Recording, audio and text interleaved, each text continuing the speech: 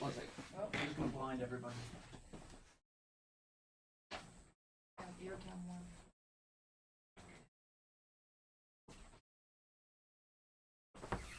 You're all going to hate this. Probably. They're all gonna look great. It's not going to add a chin, Oh, is it? Not going to add a chin. No. Take all of the chins away. Shining on Doing the makeup? my head. And then get coffee.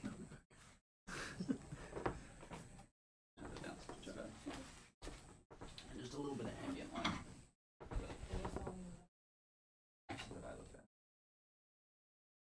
It works.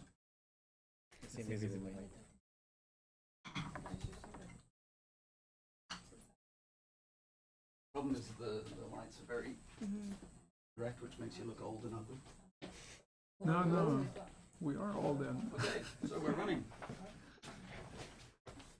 You had us on already. So, I said that. I said you thank you for everyone who's tuned in. It's probably the most garage start to one of these presentations yet, perhaps. I would like to thank everybody else who's been doing these live streams with us for the cybersecurity revolution. Started for us very early this morning with the group in Scotland at the Cybersecurity and Big Data Conference. Some very interesting things to watch there so far. Also Cardiff University, the group in Israel as well. I've been very much enjoying all of the presentations that have been on so far and looking forward to the rest of them. So just before we get started, I would like to thank the Cyber Academy at Napier University and the Canadian Institute of Cybersecurity at the University of New Brunswick, who have sort of been the initial group to agree to do that with us. I'd also like to thank Joshua at Helium University, the LISP department there, for being a partner in crime and organising the website and a lot of the technical organisation for the conference. Also thank Cardiff University, the Hague and the group in Amsterdam, who have a wonderful university with a name that I cannot pronounce for the life of me. Us here at the University of Montreal, Concordia University for being a part. The Université de Montréal, who will be following after us today. Seneca College and the Knowledge Flow Foundation, who will be starting at 1, so partway through this you'll be able to watch 2 presentations at the same time. That'll be very exciting.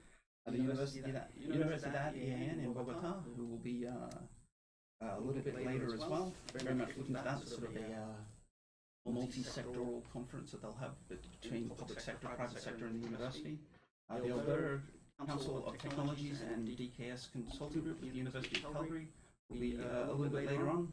All of the group in Australia who are actually hijacking part of a conference that is on there to stream to us. So thank you very much to Russell Brewer from Flinders for I guess pushing that through and making that happen for us, and also the rest of the presenters from Deakin, Monash, the Australian National University, Swinburne, and the rest of that group, and also to the University of Lausanne, who went earlier this morning.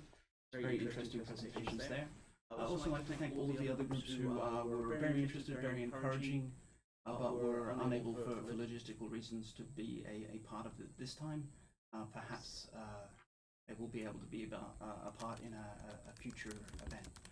So without further ado, I will pass on to our first speaker, who will be Dr. Benoît Dupont from the University of Montreal, who will entertain you and inform you for the next 20 minutes or so.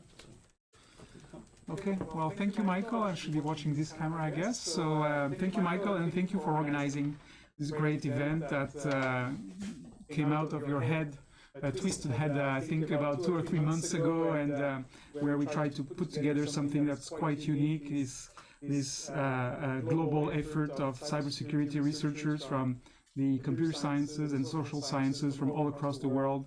We don't all know each other, but you've kind of brought us together, and I'd like to thank you and Joshua in Korea for making that possible. What I'm going to be talking about for the next 20 minutes or so is the research program of the Canada Research Chair in Cybersecurity, which is based here at the Université de Montréal in the School of Criminology. So you'll understand this is a social science research chair in cybersecurity, and I'm going to give you a high-level overview of the themes and the projects that are being run by the chair. And a slide at the end of my presentation has my contact details. So if you have suggestions, ideas, or comments you'd like to make, please feel free to email me. As you know, why a cybersecurity research, Canada research chair in cybersecurity in a school of criminology? Well, as you know, we've now kind of established that cybersecurity is not only a technical problem anymore. It's first and foremost a technical problem, but as the internet is taking such an important place in our lives and has been so for the past 25 years, it's also become clear that cybersecurity now is also a people's problem and a policy problem. So the purpose of the chair is to try to bring together those bits and pieces of knowledge that are coming out of computer science, coming out of the social sciences such as criminology and sociology, anthropology, and psychology, but also from policy and regulatory sciences, so law, public policy, public administration, to try to understand from a global perspective the issues at play and trying to understand how we can intervene and we can shape this new future that's in front of us. In terms of context, I'm a criminologist, so and Rasmus is going to also talk, and David Decary are going to talk about a criminological perspective later on in this session. But we've seen a massive shift in crime, for example, that's been provoked by this transformation of online risks. Now cybercrime accounts for based on what numbers you want to believe, between 1/3 and 1/2 of all crimes, of overall offending. So it's a massive transformation of crime. And it's become clear that the problem has become way too large for a single institution to handle on its own, and that the public institutions that usually deal with crime, such as the police, the courts, and the correctional systems, are just overwhelmed by this new phenomenon and are just unable to deal with it on their own. At the same time, we've seen the involvement of many private companies and private interests to try to address the new threat landscape and the new types of harms that have come across as a result of this new digital society that we've entered. But those private interests are also profiteering from this highly uncertain threat landscape. So we cannot leave it to the private sector alone to intervene or to provide policies and strategies to address cybersecurity and cybercrime. So the challenges that I see as being prominent for the chair are two. The first one is to try to understand how we can better coordinate collective action among a very diverse set of institutional actors in government, in the private sector, from communities, community groups as well, that are pursuing very divergent objectives, operate under very different and distinct rationalities, and respond to, again, very different incentives. So try to understand how we can coordinate, how we can govern all these plurality of institutional and organizational actors to deliver better outcomes than the ones that we have currently. And secondly, for us academics, I think at the institutional level of universities, we also have to be much better at making the knowledge we're producing break out of the silos that the disciplines have created over the past 25 years. The study of cybersecurity and cybercrime remains very fragmented. The computer scientists don't always work with sociologists or criminologists, and the opposite is also true. And I think that we have to really kind of find ways to engage a lot more frequently and a lot more often to be able to make an impact. So the aims of the chairs are at the three levels that are usual in academic pursuits are as follow. At the theoretical level, what I want to do, and the chair has been funded for 7 years, and we're 1 year into it, so 6 years remaining.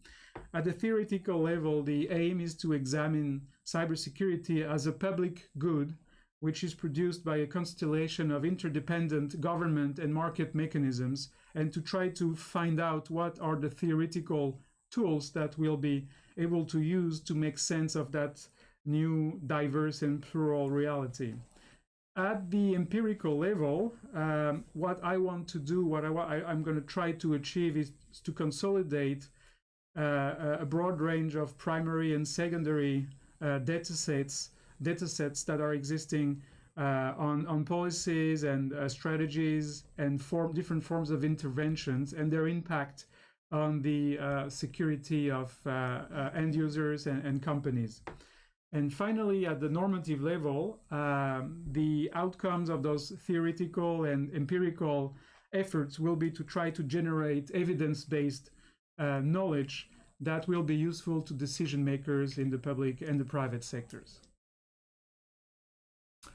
The themes of the chair are organized around three main areas of study. The first one, I've labeled it development, and I want to map the transformations of the cybersecurity policy ecosystem.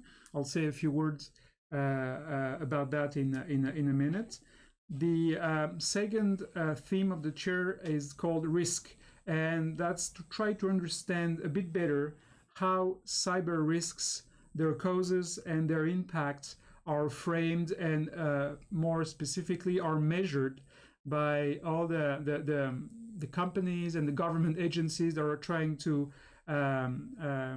regulate and to intervene against cybercrime. So I want to understand how the crazy numbers that you often hear about in terms of the trillions of dollars of cybercrime profits, the hundreds of millions of ransomware attacks are being supposedly shifted from the victims' pockets to the cyber offenders, how these numbers come about and how they're produced and how they're being used and abused very often.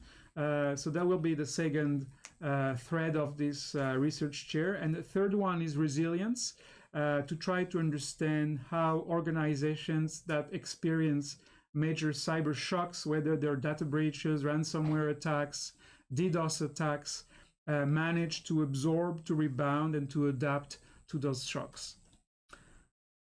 In terms of the projects that have started already, I'm going to very briefly mention three of them. A book I've started working on called The Ecology of Cybersecurity, a broader project called the Cybersecurity Policy Observatory, and the third project that's just been funded by SHIRK called Lessons in Cyber Resilience.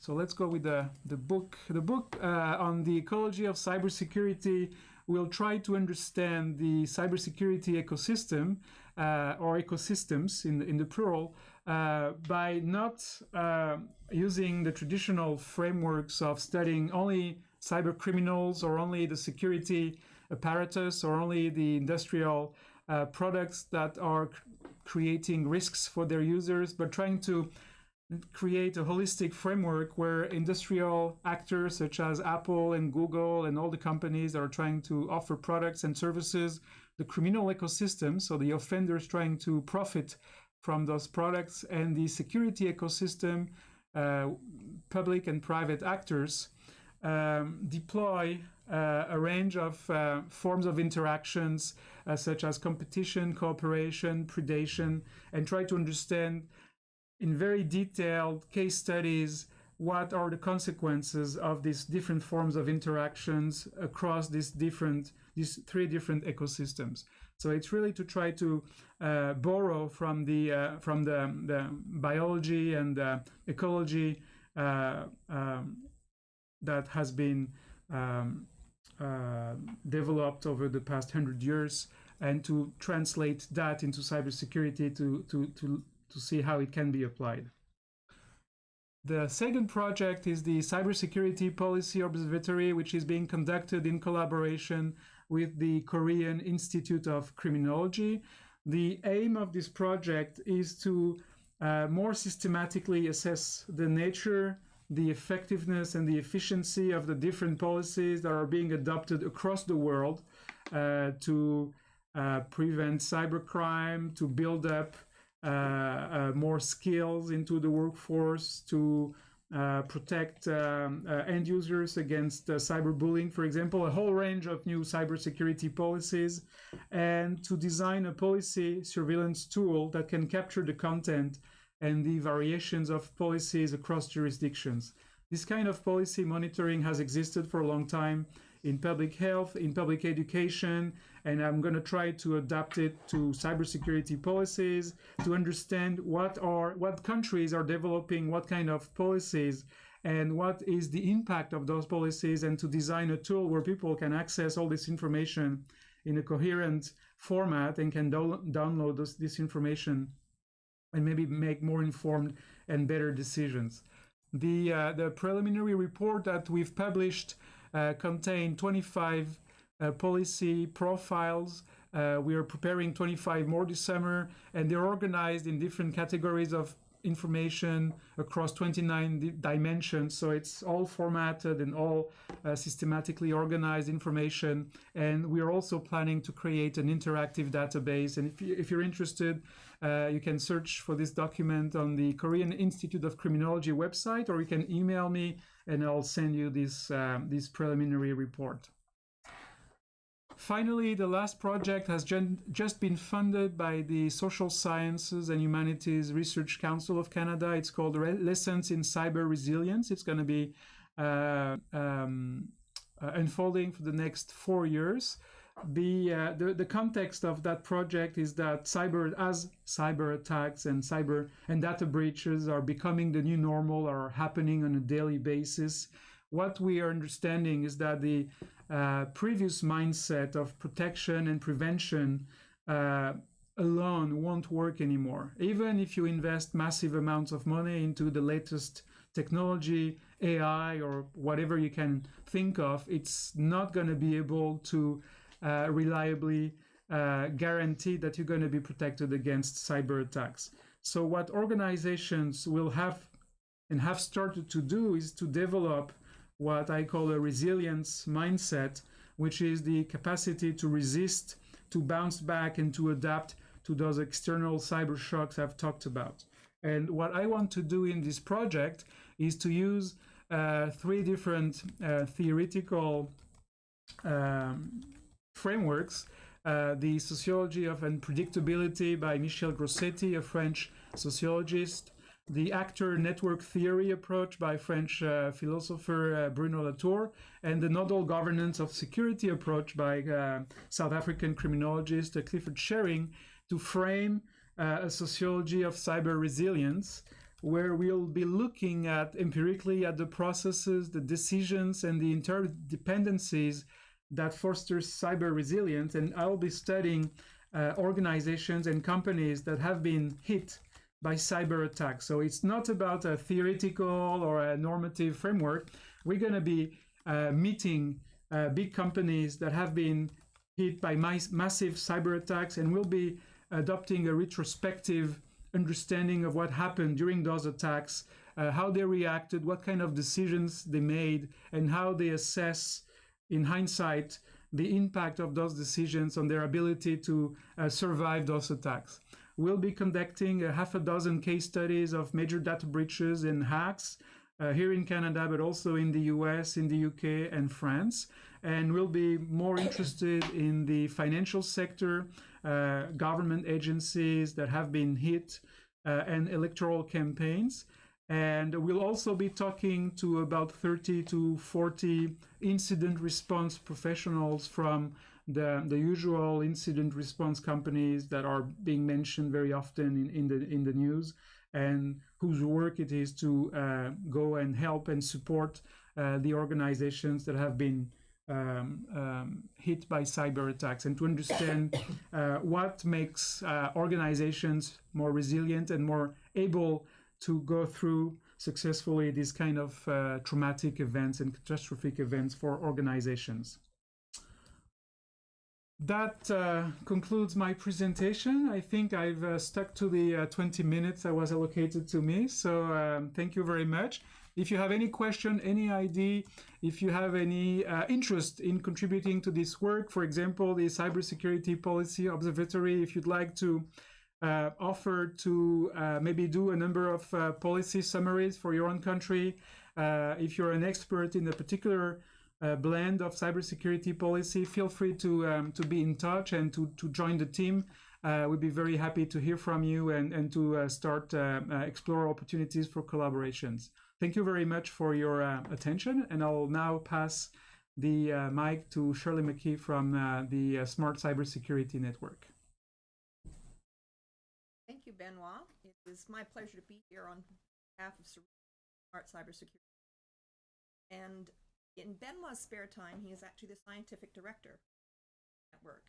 On behalf of the entire team, Benoît, our deputy scientific director, Sonia Chiasson, our knowledge mobilization guru and the facilitator for today, Michael Joyce, administrative coordinator, Cecilia Ream, and our communications coordinator, Marie Code. I am very excited to be part of this groundbreaking event. 24 hours of content. I'm happy to share a little bit about SERENE-RISC and who we are. We are a network of centers of excellence. We are funded through the networks of centers of excellence, hosted at the University of Montreal. What exactly is knowledge mobilization? There are many different definitions. We use the one from Knowledge Mobilization Forum, and they refer to knowledge mobilization as getting the right information at the right time in the right way to the right people so that they can make the right decisions, the right action. Why is that important? In the 2015 paper, Attention, Decay in Science, Parolo et al. States, scholars forget more easily papers now than in the past. And noting that this has to do with the exponential growth in the number of publications, which inevitably accelerates the turnover.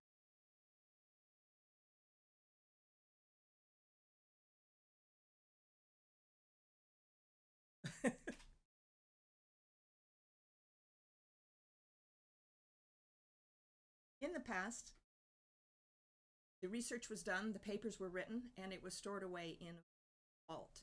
Now, with technology, we have the capability of putting the information in the right hands so that it can be used appropriately. SERENE-RISC is a national network, and we have grown from 14, 15 members to more than. SERENE-RISC is a national network, and through stakeholder meetings, library partners, SERENE-RISC events, and partnership events, as well as co-investigator locations, we are growing a network of networks. We've grown from 9 institutional partners in 2014 to 46 industry, not-for-profit, and government partners, and their contributions are important, as well as our many other organizations that are not officially registered with the network but have contributed both cash and in-kind to help to mobilize this information. Our co-investigators have grown from 15 co-investigators to 48 at 27 post-secondary institutions. And by bringing the co-investigators and industry and government together, we are making new relationships or helping to foster new relationships across the country. Our annual events have noted an average of 8 new contacts to professional networks at every event, amounting to over 3,000 new connections over the past 3 years. We use social network analysis to measure the outcomes. because it's a very complex and messy environment. We map how the different groups are working together and are able to record the impact over time. And from a strategic perspective, that enables us to understand who are the key players and brokers, not only in terms of function, but also in terms of performance. Centrality, connectivity, betweenness, proximity, strong versus weak.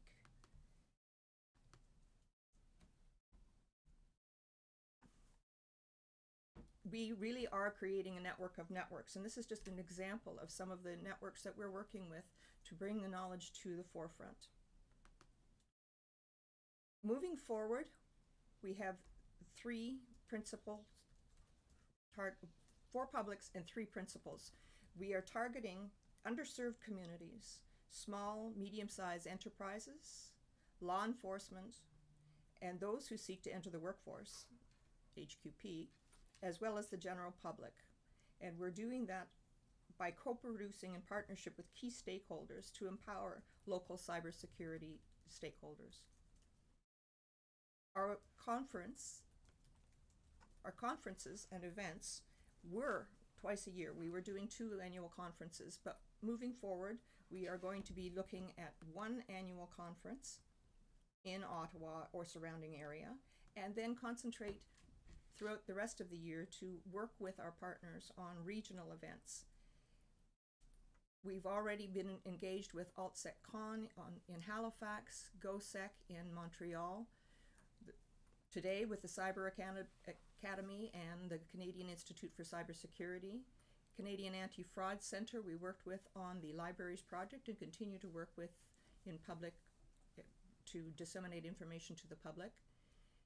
We work with hackingaway.org on the Cybersecurity Challenge, which is an event for undergraduate students to engage them in cybersecurity challenges, to engage industry and government partners, to provide paid internships to the top performers. And recently with CyberNB, we were at the CyberSmart conference in Fredericton. In October 2018, SERENE-RISC will be hosting the annual conference in partnership with UCO, University of Quebec on Outaouais, as well as Silex and INSEC-M.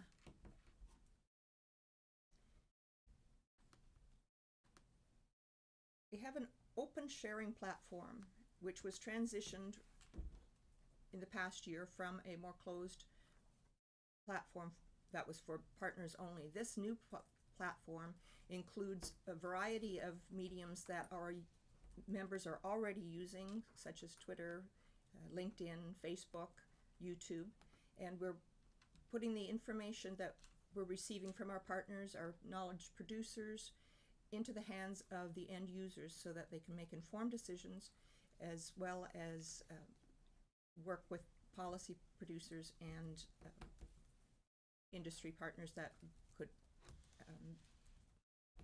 work with products. Our knowledge summaries are what we refer to as the digests, and they are all available on our website. They have, we've been doing these, and I give Michael a lot of credit for the editorial of these, as well as putting them into the hands of the end users. It's an excellent product that helps busy decision makers find the information that they're looking for. Each summary is a research paper. It starts out with 1 question and 1-line answer to help the decision maker know if that's the type of information they're looking for. Then it goes to a quarter page if someone just wants a quick read, and it's in plain, simple language, very easy to read and understand. And then more information and a little more time, there's a full page. And wherever possible, the citations to the full research paper are available. CyberSec 101 is a project that we worked with several partners on, and it was funded through public safety.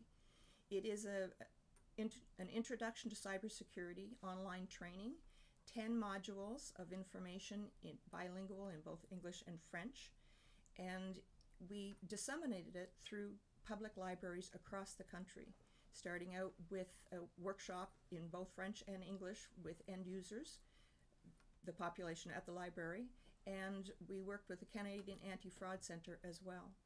It includes videos and online training, train the trainer products, so that librarians can use however much of the product that they want to use to add to their IT training programs that they're offering at the libraries. It's been a very successful product and program, and we've just recently been informed by public safety that they're providing additional funding so that we can update and expand the content for the general public, and also to reach out to our targeted groups such as SMEs and policing, among others. We will be working also on a technology roadmap down in the future to identify knowledge gaps and unique opportunities for the Canadian cybersecurity industry. We'll be working with industry associations like the Innovation Security Marketplace, or INSEC-M, ITAC, and ISACA to develop this product. SERENE-RISC is looking at collaborating with national partners for long-term impacts.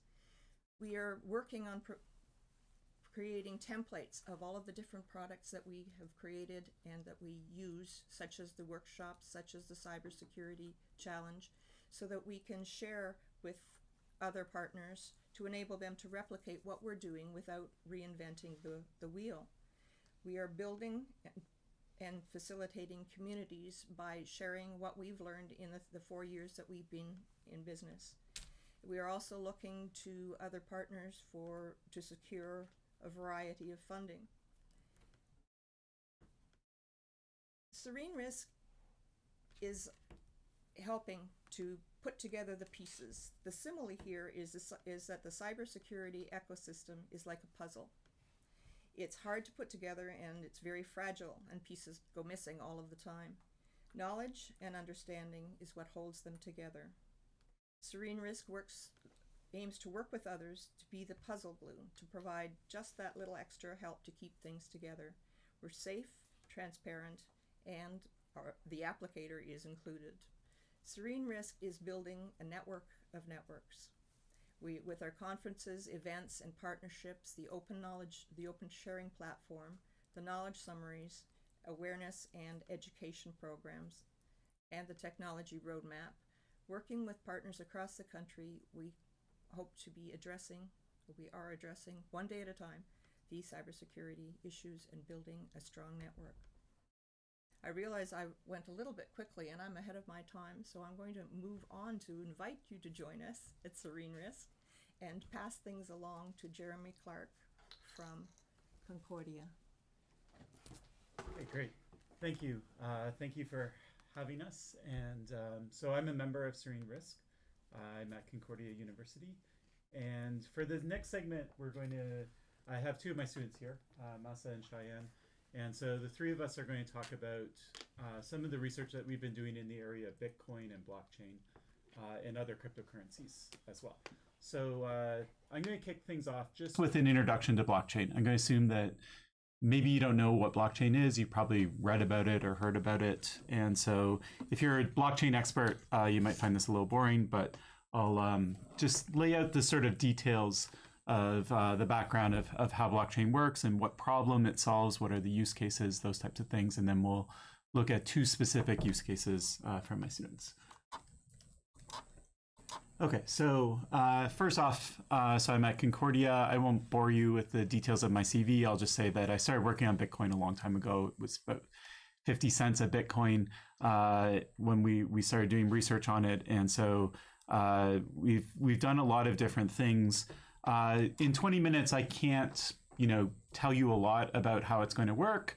But what I can do is I can point you at a really good course that was put together by some colleagues at Princeton University on Bitcoin. So if you get really excited about this and you want to learn more and dig into it, highly recommend this course. It's free. You can take it off of Coursera. You can just watch the lectures on YouTube as well. There's a textbook. The PDF of the textbook is also free, the preprint. I wrote the preface for it, and you can also get a paper copy if you prefer that as well. Okay, so why are we talking about blockchain? So you've heard of blockchain probably.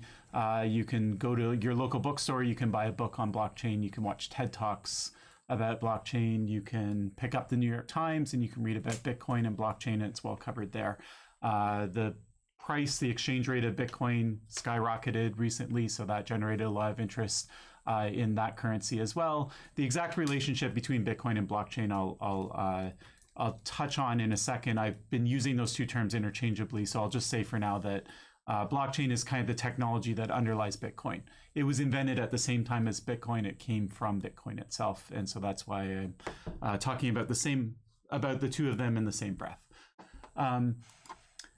Now, a lot of industry is interested in blockchain technologies as well. So this is one project. This is the Hyperledger project. It was developed largely by IBM. It was turned over to the Linux Foundation, and not even all the companies fit on one slide. So you can see lots and lots of people are interested in this.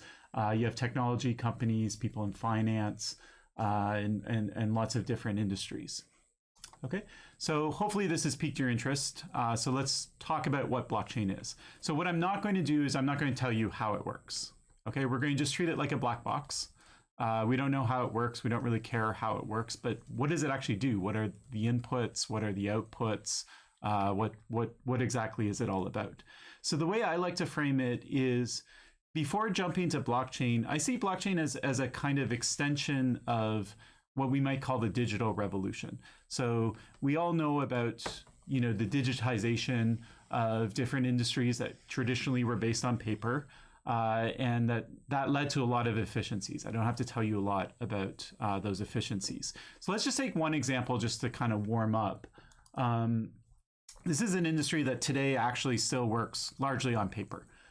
So it's the transport industry. So let's say that there's some coffee and it's going to come here to Montreal where we are. Maybe it's coming from Colombia. And it's going to go across a bunch of, it's going to take a bit of a journey. So maybe this package lands in New Orleans. And when it lands there, there's going to be a port authority. They're going to fill out some paperwork. It's going to go across the US border. So there's going to be more paperwork. Then it's going to get shipped. Say CN is going to take this. They might ship it up to Chicago. There it will go through the shipyard. There'll be more paperwork. Then it will transgress the Canadian border, and eventually it's going to end up in Montreal. Okay, so digitization is just this idea of, we have this big sack of paper, and my understanding is that for a typical good like this, it could be a stack of 200 pieces of paper or something like that, 200 forms. So large amounts of forms. What we're going to do is we're going to put it in a database. Okay, that's digitization. Now, once it's in a database, we can have a bunch of people that are going to read from this database. They're going to write to this database.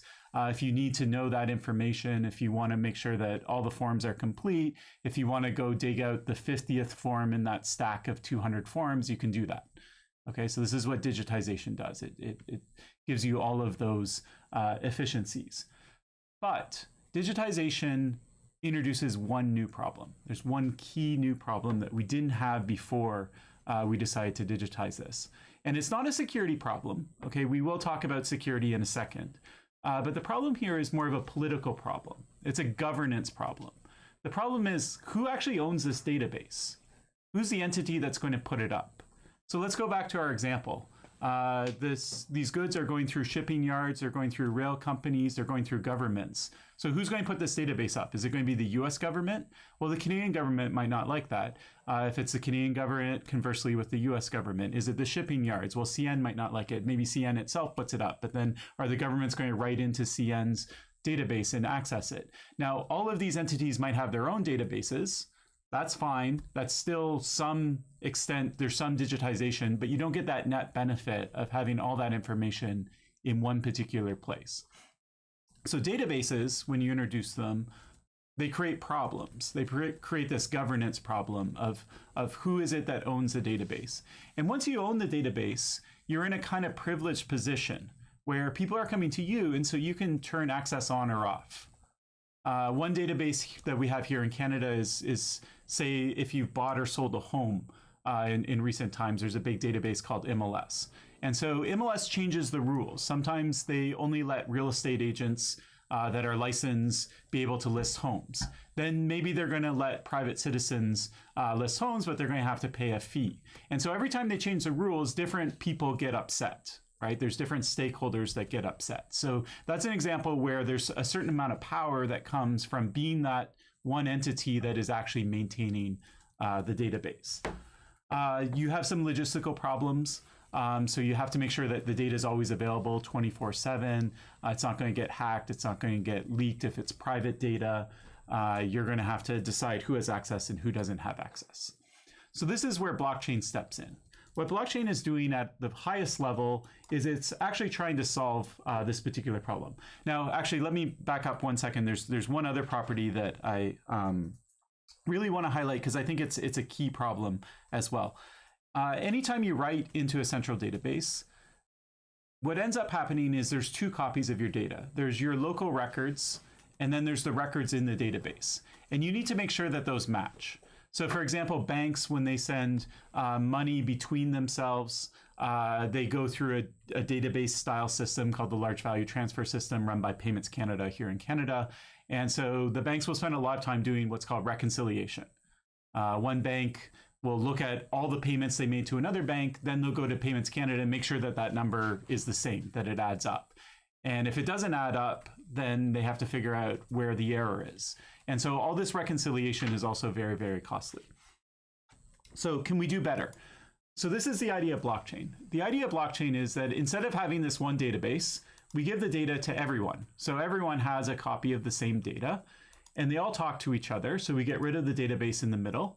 And now we have a network of participants that are going to share all the data between them. Okay, so why does this help? Well, it helps in a bunch of different ways. So the first thing is you don't have this governance problem. Who's going to put the database up? No one's going to do it. They're just going to talk to each other. Okay, so CN will have their own data and the government will have their own data, and they'll all be nodes on a particular network, and they'll all be part of the same data sharing protocol. The next thing is that this is really what the core technical contribution or the security contribution of blockchain is. What it allows you to do is it allows you that when you look at your copy of the data, you can be sure that everyone else has the exact same copy. So this is sometimes called consensus.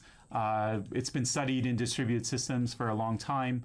Blockchain has a novel solution to this particular problem. That's the academic contribution of blockchain. It also gives you security properties. So let's say that nodes are dishonest. So they're going to lie about the data that they have. They're going to try and get those lies replicated across the network. Maybe they just go down because they're not available. Whatever the case is, the network's going to be resilient to these changes. Now, if everyone on the network is malicious, then the network can't do anything about it. But in general, you can think kind of roughly speaking that as long as a majority of the nodes are sort of behaving correctly, then the network will behave correctly and all this data will be exactly the same across nodes. Okay, now because there's no central database, your local data is the same as the data, right? When you look at your local records, the local records is what's in everybody else's records. So there's no more reconciliation. If you want to know what the network thinks that your transactions are or what your balances are, you just look at your local copy and you know that that's replicated across the network. Because of this replication, you also have redundancy. So the data is stored in lots of different places. So if people go offline or there's power outages or that type of thing, the network's resilient to it.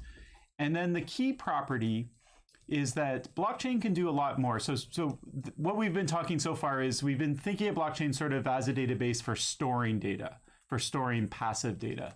But what a blockchain actually does is it can actually run processes. It can run code. It can do little tasks. So what you can do is you can tell the blockchain that when you see data and it looks like this, or it comes from this person, or whatever the rules are, as long as you can code it up, then the blockchain can do a task when it sees that data. And all the nodes will do the task as well. And they'll all make sure that they get the same answer, that the outcome of the task is exactly the same. And then once everyone's agreed that the outcome of the task has been decided, then they'll write that outcome to the blockchain. And then they'll move on. They'll wait for new inputs, and then new inputs will come and they'll repeat that process. So we sometimes talk about smart contracts. That's the terminology that's sort of used in the popular literature. So if you've heard that term, that's what this particular process is. And so this idea of a blockchain running code, not just being a passive store of information, which it can do that very well. But this idea of having actual active processes that run, that's what gets people most excited about blockchain. And so they try and look for lots of different use cases. And so here's a list. I'm not going to go through all of them, but there's millions of things that have been proposed. A lot of them revolve around finance. So our own personal research agenda is largely centered in the financial industry. I like finance because it's kind of 1 degree removed from currency. Blockchain did work for Bitcoin. So that was the first successful application. So because it works for Bitcoin, we think it's probably most likely to work for other financial applications. But people have looked a little further away from finance. So Mahsa, for example, will talk about how blockchain could help in SSL certificates. Government is interested in it, things like voting. People have proposed it for managing different types of data. It could be binding cryptographic keys to identities or know your customer compliance for financial information. We've done some work on just fun applications in terms of gambling, prediction markets, and those types of things. Now, in each of these cases, you can look at them one by one, and to a certain extent, you can kind of make an argument about why blockchain might be a more useful solution, or it has some advantages over not using a blockchain. If you don't use a blockchain, usually you're going to use some sort of database, or you're going to have a system of databases. That's the alternative world. But the big advantage that most people who study blockchain isn't that individually, case study by case study, blockchain is superior to the database approach.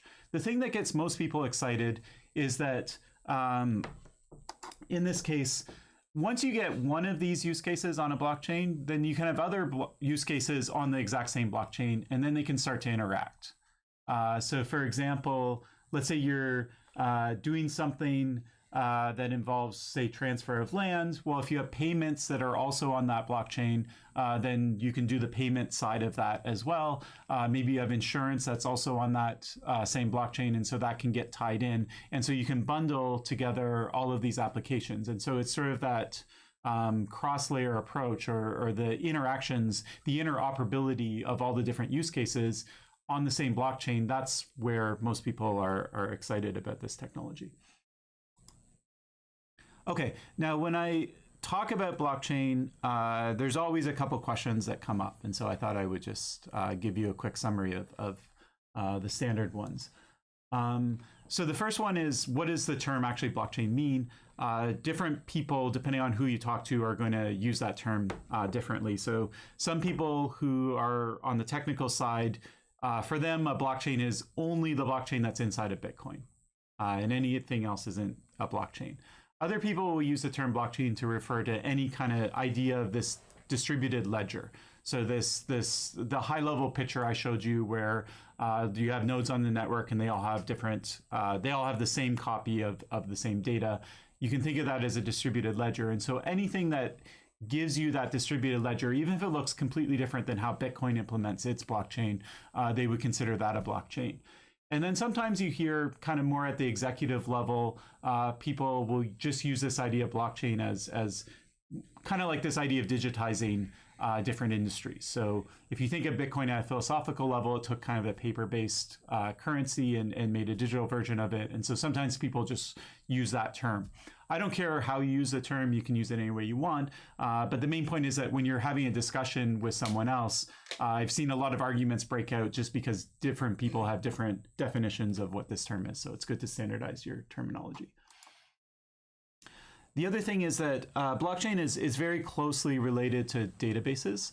I would actually consider it a subset of databases. So we should talk a little bit about what's the difference. What is it that a blockchain solves that a database doesn't solve? In particular, you could have a distributed database. So we have this idea of distributing data across nodes. So that looks very different than a central database. But we also have distributed databases. So what's the difference here? So the way I see it is, I see it as kind of, and the emphasis is on different things. When I think about a database, first off, I think about storing lots of data. I think of big data. Blockchains are not for big data. Blockchains for very small data. For example, Bitcoin's blockchain stores 1 megabyte every 10 minutes. So if you have a music file like an MP3 file, that might be 5 megabytes. So it might take you an hour to put a song up on Bitcoin's blockchain. So it's not for large data at all. The other thing I think of when I think about database research is you have this large data. Now you want to do some sort of complicated query, right? You want all the records that match, this criteria and this criteria and this criteria or this criteria. And you want the database organized in such a way that you can quickly retrieve that information. So there's a lot of emphasis on storing the data in a particular way so that you can handle a complex query. In blockchain, there's no query. There's actually only one thing you can ask a blockchain, which is give me everything. Give me the whole database, and then you get it. Okay, so blockchain is not for big data. It's not for complex queries. What is it for then? Well, what it's for is when you write data to a blockchain or you ask it to do a task, it's going to be validated. Every node is going to look at that data. They're all going to decide whether that data is valid or not according to some rule that you write. You can choose the rule yourself. So if it's a currency, it might be that I'm trying to send Shirley money, and so I actually have the money to send to her, right? I'm not trying to send it to both her and to Mahsa at the exact same time. Okay, these are what rules might look like for a currency system. Your system might have totally different rules. But the point is that the network is going to enforce those rules. Okay, so it's small data, but everybody on the network looks at the data. They all apply the rules to the data. They apply the tasks that are supposed to be done in response to that data, and they all agree on the same outcome. They all agree that this is valid or this is not valid, or the output of this task is exactly this. Okay, so that's what you get with a blockchain, is validated. And even if you have nodes that are malicious, that are trying to disrupt the process, right? They're trying to take the money that I'm trying to send to Shirley and they're trying to take it for themselves. Even if you have nodes that are trying to do everything wrong, the network's going to be resilient, okay? So it's still going to perform correctly, even in the face of a malicious adversary. Okay, the other thing that sort of in the frequently asked questions, everyone asks about the energy costs, and you read about Bitcoin consuming a lot of hydro, and there's a lot of confusion about where that comes from. Why is it that Bitcoin consumes a lot of energy? So this is where it comes from at a high level. In Bitcoin, or in blockchain in general, we talked about how all the nodes have to agree that the data is correct. Okay, so when they see something, they have to agree that it's valid or what the output is of a rule that's applied to it. So how do they do it? Well, at the highest level, they just sort of vote. Okay, so some nodes vote yes, some vote no, and you take a consensus of the network.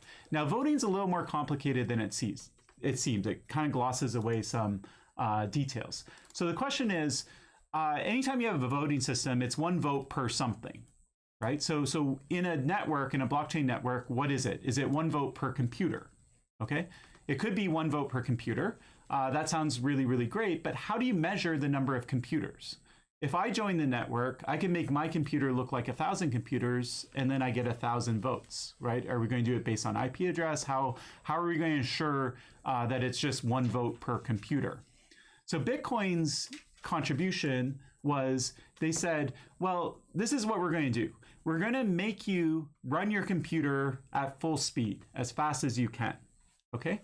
And if you want to make your computer look like 1,000 computers, you're not going to be able to run that computer 1,000 times faster than you're currently running it. Your only solution is actually to go out and buy 1,000 other computers so you can run 1,000 times faster, and then you actually are legitimately now 1,000 computers instead of one computer. So what they did is they took this idea of voting based on computational abilities. So the more computational ability you have, the more votes you have in this sort of consensus protocol.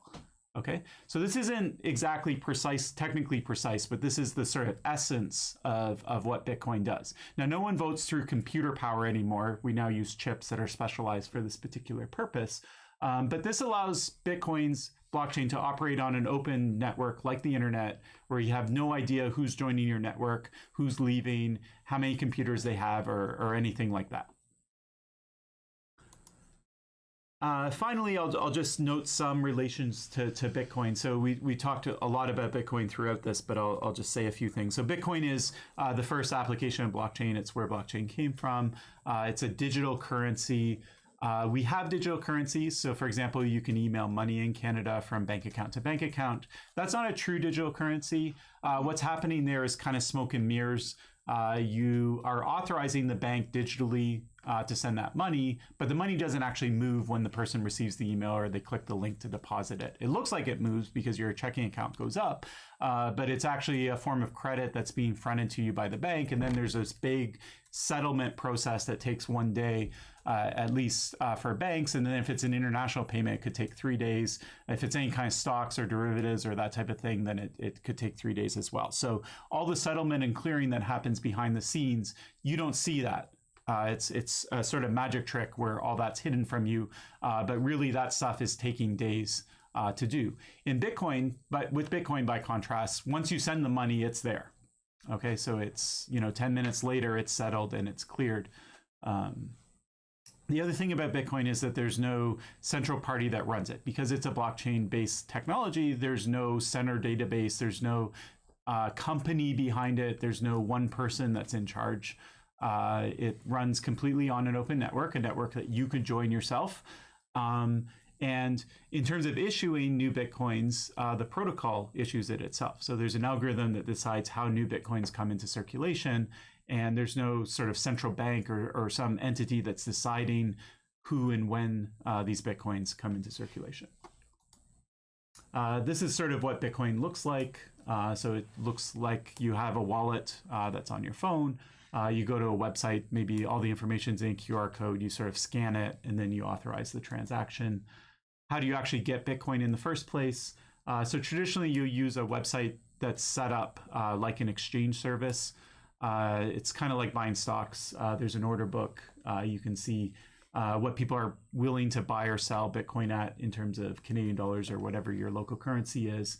You can also use ATMs. So a lot of countries have ATMs where you can walk up and buy Bitcoin, or in some cases, you can even sell Bitcoin for your local currency. ATMs tend to have higher fees, so most people use exchanges, but it is a possibility.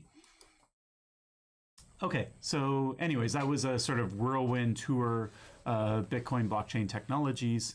Now what we'll do is we'll look at two specific use cases. So Mahsa will go first. She'll talk to you a bit about one project we did for SSL certificates on Ethereum, which is a particular blockchain.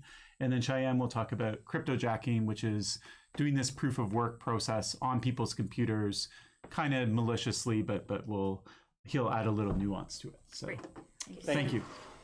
Okay. So hi everyone, my name is Mahsa. As Jeremy mentioned, I'm his PhD student at Concordia University. So today I'll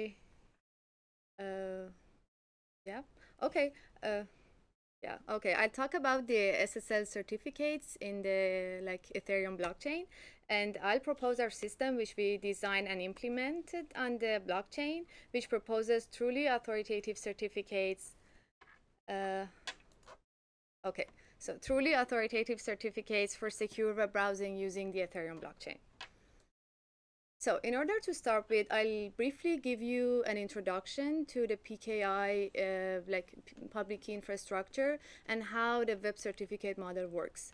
So every day in our daily lives, we all use the HTTPS protocol to make secure connections to the website we visit. This protocol provides message integrity, confidentiality, and server authentication.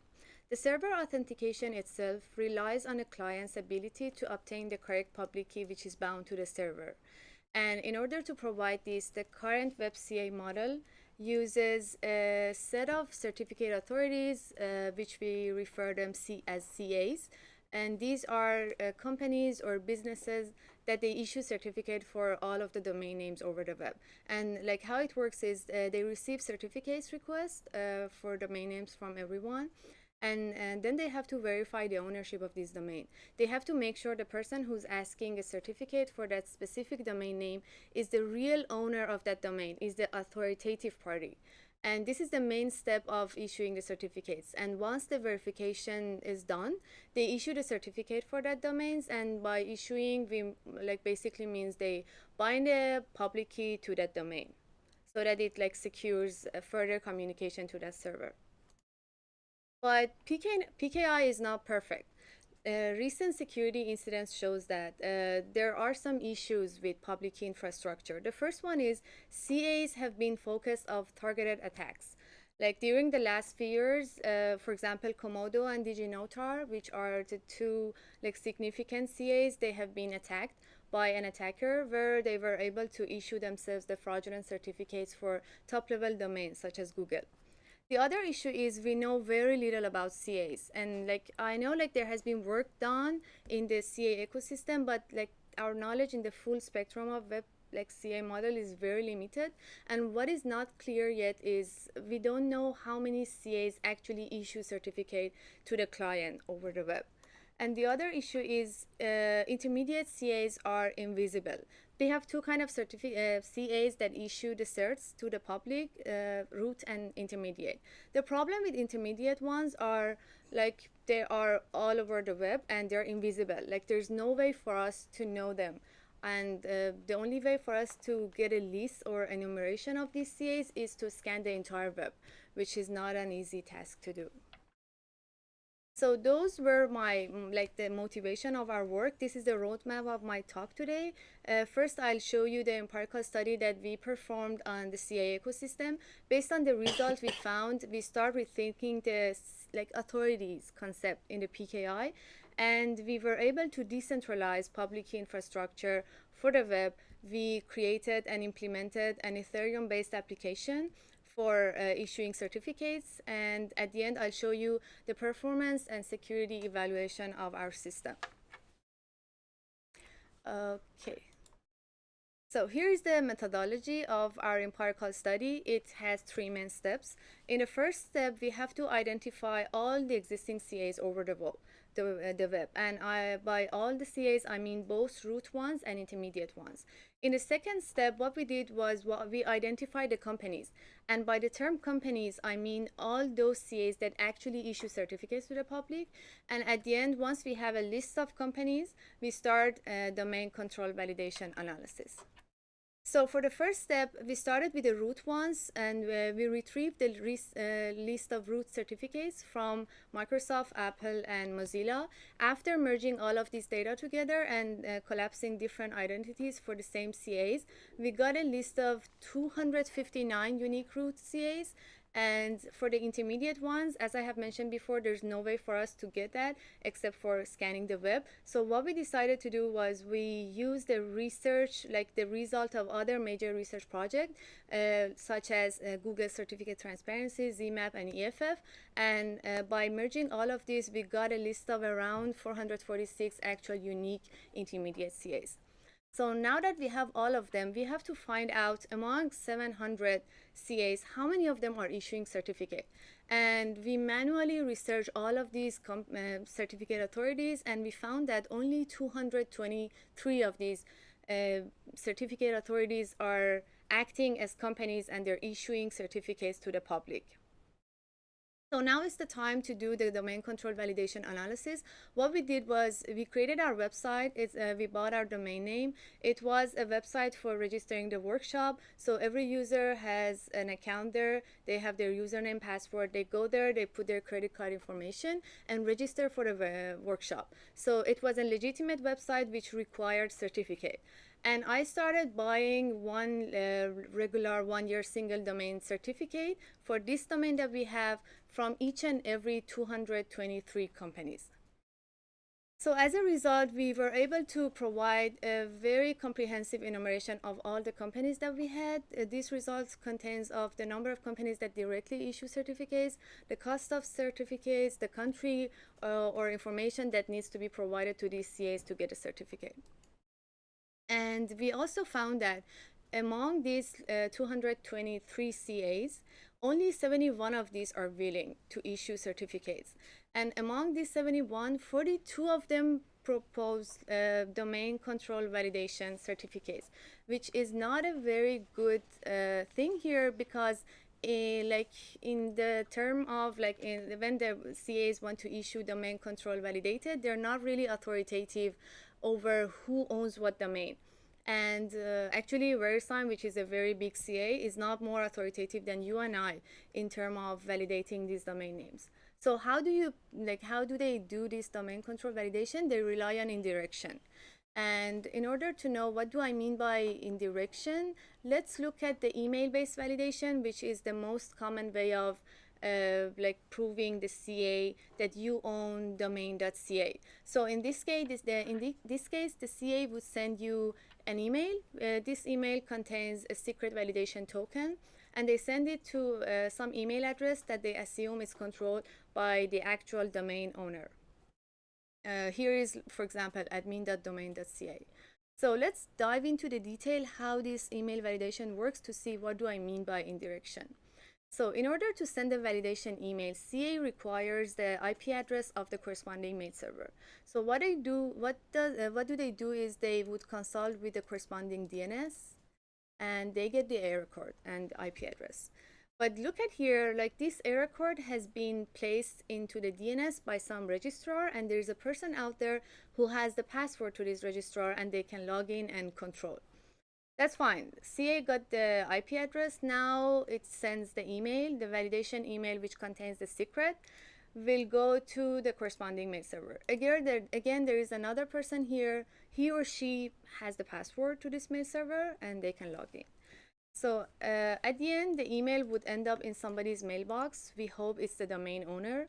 And this person can log in, has password to this email account. They can log in and retrieve the secret validation token, which is supposed to be confidential. So once she or he can get access to this secret, means that the domain ownership is verified. But if you look at this whole email-based validation, we can see that there are two levels of indirection, and for each level, there are some vulnerabilities that can be leveraged by the attackers. For example, both sites, as I have showed before, they're password protected. So the attacker can break the password and log in and break the validation. The other one is CA needs to have a good view of the DNS. And if the DNS was attacked by an attacker, again, attacker can get himself a fraudulent certificate. The third one is validation email. As I have mentioned, they contain secret validation tokens. So confidentiality matters. But unfortunately, SMTP protocol uses opportunistic encryption, which is not really secure against active adversaries. And the last one is, as I have mentioned, CA send the validation emails to some default email addresses that they assume it's controlled by the domain owner. But sometimes the domain owner do not even know that these email addresses exist, and they're being used by some CAs for the purpose of validation. So it's very hard to hold in reserve these kind of email addresses. So what we did was we used the blockchain as a new paradigm for PKI. I'm not going to go through the blockchain introduction because you have already heard from my supervisor. But what we did was we used this to build a PKI. Just imagine if PKI were added to the blockchain, who would be authoritative over these domain names? When domain names themselves are issued through the blockchain, so the blockchain is the authoritative party. That's why we called our system a uni-authoritative paradigm, and it successfully resolved indirection and authority issues. It's called Ghazal. It's a smart contract-based naming and PKI system. It's built on the blockchain, Ethereum blockchain, and it enables users to fully manage and maintain control of their domain names, and they don't have to rely on any trusted third party like CAs. They're authoritative. And because it's decentralized, names cannot be reassigned without the cooperation of this owner, which is a great feature, I think. So what the users can do in our system, first they can register domain names, and we have registration fees which are against domain name squatting. They can also renew their domain names. How we design our system is using Ghazal. When domain name expires, they still continue to function, but the owner loses the sole control over this domain name. So anyone can come and grab the domain by paying the registration fee. So the domain owner needs to repay the registration fee to be able to control the domain. And they can also transfer the domain names. Transferring can be done using the auction or by calling the transfer domain function. Auction is where we leverage the programmability of the Ethereum blockchain. So we used inheritance. We created a child contract of our main contract, and it adds the auction process. So using the new, like the Ghazal Star smart contract, users can run any number of auctions on any number of domain names they have. Here is a piece of code where we implemented the auction. As you can see here, we have states, like any auction can be either in open or locked or ended states. And we have a mapping data structure called auction list, which stores each and every auction with all of its features. The other way of transferring a domain name is by basically calling the transfer domain function. And like transferring the domain name at the Ethereum level means just like changing the Ethereum address that controls the domain name. So they can simply call this function and provide it with a new address they want to transfer the domain name to. And they're free to decide to either transfer its associated attributes or not, such as certificates. Here is again like a piece of code where we implemented the transfer. As you can see, we have 3 modifiers. Modifiers in smart contracts, like they apply certain conditions when you want to call the function. So here, when the domain owner calls the transfer domain function, it checks like some conditions. For example, the domain should not be in unregistered or expired state, or like it should be only the domain owner who can transfer the domain name. They can also assign arbitrary data. I mean, by they, I mean domain owners. They can assign arbitrary data to their domain names, and because this system is built on the blockchain, the value are globally readable, they're non-equivocative, and they're not vulnerable to indirection attacks, of course. So these values include the TLS certificates. In our implementation, we use dynamically sized arrays, so users can assign as many certificates they want. This is for the purpose of load balancing. They can also add DNS zone files. Here is to add the resource records to their domain name. But because, as Jeremy mentioned, it's not very economically efficient to store a big data on the blockchain. So what we decided to do is the user would add the DNS zone file, like they can put it anywhere they want on external servers. And they put the hash of the DNS zone files and also the IP address of the server that hosts that files for further file verification. So Ghazal, our system was implemented in 370 lines of Solidity language. The Solidity is a language of smart contract. And we tested it on the Ethereum test network, and we could build a cost evaluation table. So here is, as like you can see, like it's very cost effective because, for example, to register a domain name in our system, the user would only pay $3.50. Whereas in the real world, they have to pay $20 per year. Or, for example, to get a certificate for the domain name they have, they need to pay only $1.43, while in real world, the cost for getting a certificate is $80 per year. So it's very cost efficient. And we also used a security analysis tool, Oyente, to test our smart contract against known security issues like the reentrancy vulnerability, also known as DAO bug, which we all heard about. And as you can see, like all of these falses here show that our smart contract is not vulnerable to any of these vulnerabilities. And yeah, these are the future works that we can work on it more. For example, we can like work on the scalability, understand like how to minimize the amount of data the users need to fetch when they want to look up the domain names, or we can build a user interface for this system, because now it's working on the Ethereum level. You have to go through the Ethereum wallet or whatever like client you have. And because our system is built on the Ethereum, we have the programmability feature, so there are a lot more functions to be explored. And auction is one of them, but we can still explore more functions on it. Yep, thank you. I'll pass the mic to Shayan. Can you pass? Yeah, sure.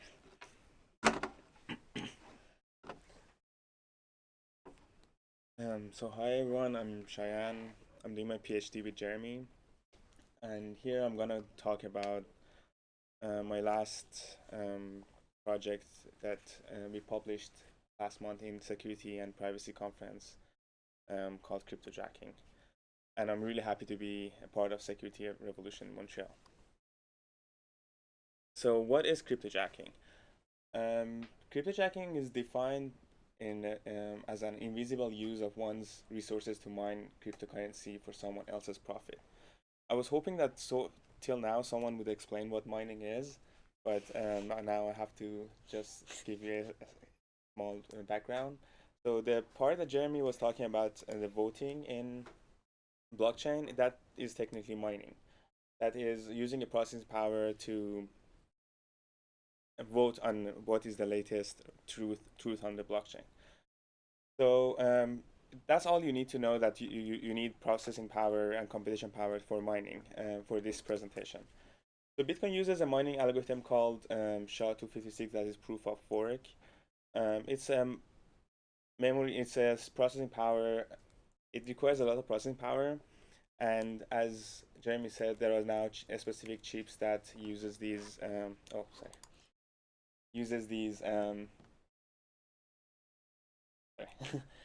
there are specific chips that use these they're called ASICs, application specific integration circuits, and they are specifically for Bitcoin mining. And they started in 2015. Before that, in 2009, you could actually use a CPU to mine Bitcoin, and it was really cheap mining. And now, so far, because this industry has grown and there's so many investments here, there are like ASIC mining farms and that are using ASIC devices, and the processing power required to mine Bitcoin is has exponentially grew. Here in specific, I'm going to talk about another cryptocurrency called Monero. That is a privacy-preserving cryptocurrency that was launched in 2014. And it uses a mining algorithm called Kryptonite that, compared to Bitcoin, it's more memory intensive, and you can't really use GPUs or ASICs to have more processing power. It was made in a more egalitarian mindset to have like more CPUs and more voting powers. So what that means is sorry, I'm gonna take my notes here. So what that means is that it's more decentralized and more people can use their CPUs. What happened in Bitcoin is when the ASICs launched, there was no way to use CPUs to mine Bitcoin anymore. And to put things into perspective, a CPU now would take 425 years to mine a single block in Bitcoin. So for Monero, why is this important? Because Monero uses the CPUs. Now, another concept that I have to talk about before jumping into the actual cryptojacking subject is browser-based mining. And browser-based mining is the same process as mining, but instead of running the application, you can use a JavaScript code on the browser to mine. And a website can put this code on its source code and uses visitor CPU to mine Bitcoin. It was introduced as an alternative revenue model for websites to replace online ads. And also, there are arguments about this, but it can help to have more decentralization on the cryptocurrency network. The idea started in 2011, really early on, when there was not that high requirement for processing power for Bitcoin. Some projects like Bitcoin Plus, JS Miner, and Minecrunch started early on. Minecrunch was more famous back then because of it was more active on the development side and also the community. And there was another company called Tidbit in 2014. So far it seems like a good idea to have an alternative revenue model for websites. But why it didn't work back then? So as I said, Bitcoin network hash rate increased exponentially. and it was not really profitable anymore to mine with CPU, as ASICs were getting more shares of the network. And also the JavaScript code was 1.5 times slower than native applications that were designed for mining on CPU. And last but not least, there was a lot of legal issues there, and in New Jersey, the Attorney General Office reached a settlement with Tidbit Company to seize their operation, and they actually said no website should tap into one person's computer processing power without clearly notifying the person and giving them the chance to opt out. So this was the state back in 2011 till 2014. Now we see that the browser-based mining is revived. In September 2017, there was this service launched called CoinHive that offered crypto mining on the browser as a service. What they did is they offered a really simple to use and user-friendly API for websites to implement this service. And they also offered CAPTCHA and short link services. We started looking at this service in September, and it was really fascinating to see within the first month, around 1,000 websites in top million websites started using this service, which is a fascinating growth. And there was a backlash about ISPs and ad blockers to block these services, block the specific CoinHive. So there were more copycats appeared right after. That's why the growth kind of slowed down. So basically now the subject that we're talking about here is browser-based cryptojacking, which is in-browser mining without user consent. It's also known as drive-by mining, same as drive-by download for malwares spread over the internet. It was interesting to see on that chart that the interest for CoinHive, which is a service, reached the same point as Monero mining at one point in time, which is by itself is an industry. And some websites started testing these new revenue models, such as the Pirate Bay, Showtime, and UFC.com. However, some of them denied the fact that they implemented this code, and they said that it was third-party services that they had, third-party code that they had on their website. However, as far as user is concerned, they were on that website, and that code was running on their browser. So what happened here? So a lot of hackers started to turn access into money, and there was a lot of interest from gray websites, which I'm gonna explain soon.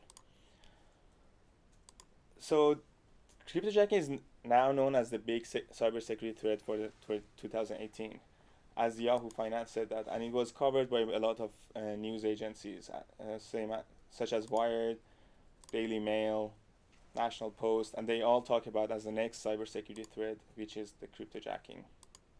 And there is no lack of articles to talk about here. And it's interesting to know that UK is the first country that included cryptojacking in their cybersecurity report this year. And they started talking about it. Maybe because its government websites were attacked in the first wave of such attacks. So talking about what happens here, what is the client impact? So when user goes to such a website that has this script, there is a spike in CPU usage and an increase in fan speed and noise. A lot of scripts are designed to use less CPU processing power, so it can go under the radar and not be detected. But as they have malicious activity, malicious intention, they might just use 100% for more profitability. And there is also a possibility of browser or computer crash because the CPU usage is so high. So we started gathering data and figuring out what is happening over the internet with this phenomenon. We used Census.io BigQuery dataset, which indexes the top 1 million websites every day. And while doing this research, I saw an independent security researcher on Twitter called Troy Morsch that is doing the same research on public downloadable dataset, which indexes 200 million websites. So we started talking, and it was interesting collaboration, and we ended up co-authoring this paper together. And as you can see, we started querying for the JavaScript files that they included in the website to use these services. This is a naive approach to find these scripts and these services, but we got lucky to be the first to look for these, and these services are not really sophisticated yet. But some of them, such as Miner, started using randomized domains and also obfuscation methods to stay under the radar and not to be detected. So this is the first round of analytics that we did in January 2018. CoinHive was the first and the lead in the market with 92% of the market and had around 30,000 websites using their code. And on the rest of the 8%, JS, eCoin, and CryptoLoot were following after. And we did this analytic again in April 2018. There was a six-fold increase in the number of websites using these scripts. But it was interesting that because CoinHive was really popular, a lot of ISPs and ad blockers started to blacklist their domain. And what happened is there are more CryptoCats of such services getting more famous. And DeepMiner didn't exist 2 months before that, and they're now one of the most famous ones because they use a lot of randomized domains and obfuscation methods to stay undetected, and they can really blacklist them easily. It's a cat and mouse game, basically. So while doing this research, we categorized all the CoinHive users, and we reached out to the top campaign, and it was for a park domain service, and the webmaster agreed to collaborate with us, and he said that he doesn't have any malicious intentions, and he was just testing a new revenue model. So park domains are basically the domains that are not linked to any host or any websites. So they don't have recurring users. So our experiment was on 11,000 park domains over 3 months and around 100,000 user sessions with the average of 24 seconds per session. It was interesting to see the revenue of that was around 0.02 Monero, which is worth around $8, which is basically nothing for the server costs. But it also depends on when you convert that currency to fiat currency. So what we learned there was that it's more profitable on long sessions, such as streaming websites, and it's still not really significant compared to online advertisements. So we started to categorize the threat models and how this code can be injected. So one would be webmaster initiated, that webmaster added this code to their website for a new revenue model or to remove ads or premium content. We've seen some websites that were banned from official revenue models using these codes to have a revenue model and earn money. The other thing that we've seen is the third-party services, such as Google Tag Manager code injection. Google Tag Manager is a service to manage JavaScript and HTML tags for HTML codes for analytics, and it was used to inject cryptojacking code on 2 main websites in the Spanish countries for telecommunication and TV. One of the biggest campaigns that got a lot of attention was advertisement scripts injection on YouTube. That YouTube users in Japan, France, Taiwan, Italy, and Spain for nearly a week were running these codes without their knowing. As our focus is on browsers, we also included browser extensions, which one of the examples is Archive Poster, which has like more than 100,000 users, was infected with such a script. There has been more breaches that infected a lot of websites. Like Live Help Now is the chat services that you'll see on a lot of websites, that there's a chat box you can talk. So their SDK got breached and got injected with cryptojacking code, which infected 1,500 websites that were using such chat boxes. One interesting Another interesting one is a plugin called Browse Aloud, which is a plugin that reads the web page on multiple languages, and it's really really popular in United Kingdom governmental websites. And this plugin got breached and injected with this script. So a lot of websites such as Information Commissioner Office in UK, UK National Health Services, Manchester City Council, and around 4,200 other websites got affected. The last one was man-in-the-middle attack. So this one was interesting. We included that in the paper as like a possible threat model for when you connect to Wi-Fi, public Wi-Fi's, this code could be injected. And 2 days after we wrote about this, someone reported that Starbucks in Argentina actually has this code injected in them. So what are the mitigations to block these or not to block these at all? Because this is a new revenue model. So to block them, we can block them through browser or through ISPs or other methods. Like there are extensions like Coin Blocker List or Ad Blocker that block these scripts. Also, Opera browser started this initiative called NoCoin that blacklists the domains. But is this the answer? Like, should we block a new revenue model? So let's say we don't want to block these and get the user consent. So on the backlash that CoinHive got, and they got blocked, they started this other service called authid-mind service that tried to get the user's consent. But as we saw, there wasn't really, didn't get really popular, and only 60 websites started using it within the first 2 months. And also, it's really easy to use clickjacking methods to bypass the user consent.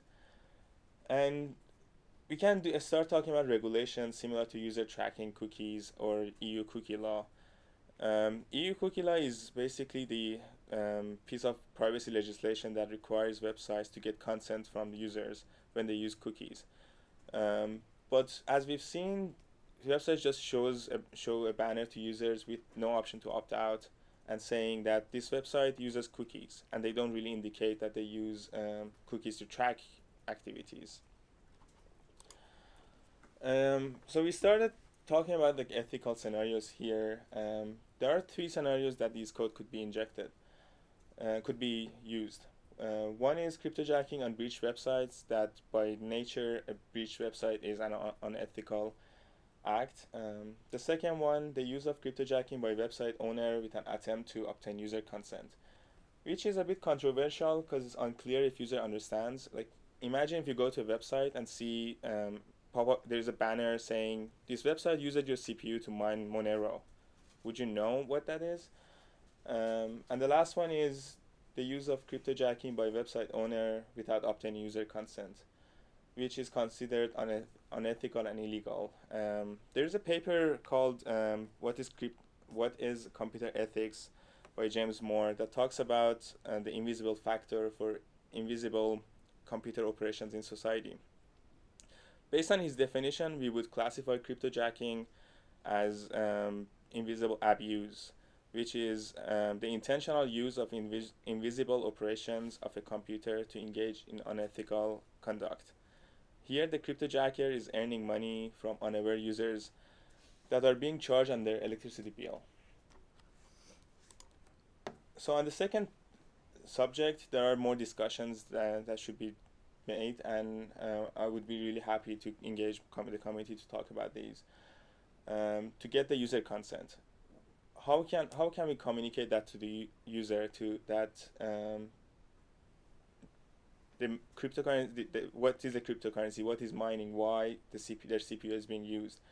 I believe that cookie law style policy is not sufficient. We can't educate users with one banner.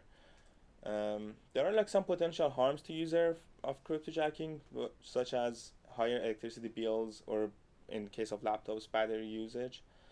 There is accelerated device degradation, slower system performance, and generally poor web experience. Although this is a new online revenue ecosystem and needs regulations and policies, in current ad-based revenue model, the advertiser pays the advertisement publisher to distribute the advertisement, and the advertisement publisher pays the portion of the revenue to the website owner who showed those ads. But with this new model, there's a direct compensation that is established between the user and the website owner, and there is no less intermediaries and could benefit user and sites alike. We are interested to work on this more on different aspects. One would be a technical analysis of Monero hashing rate to know how much of these processing power is coming from these cryptojacking campaigns, and mainly on the policy making and ethical discussions, that how we can use this new monetization model, how it can work, and how we can educate users and have a better user experience design for getting the proper user consent. Thank you. I'm not sure about the time, how fast I went.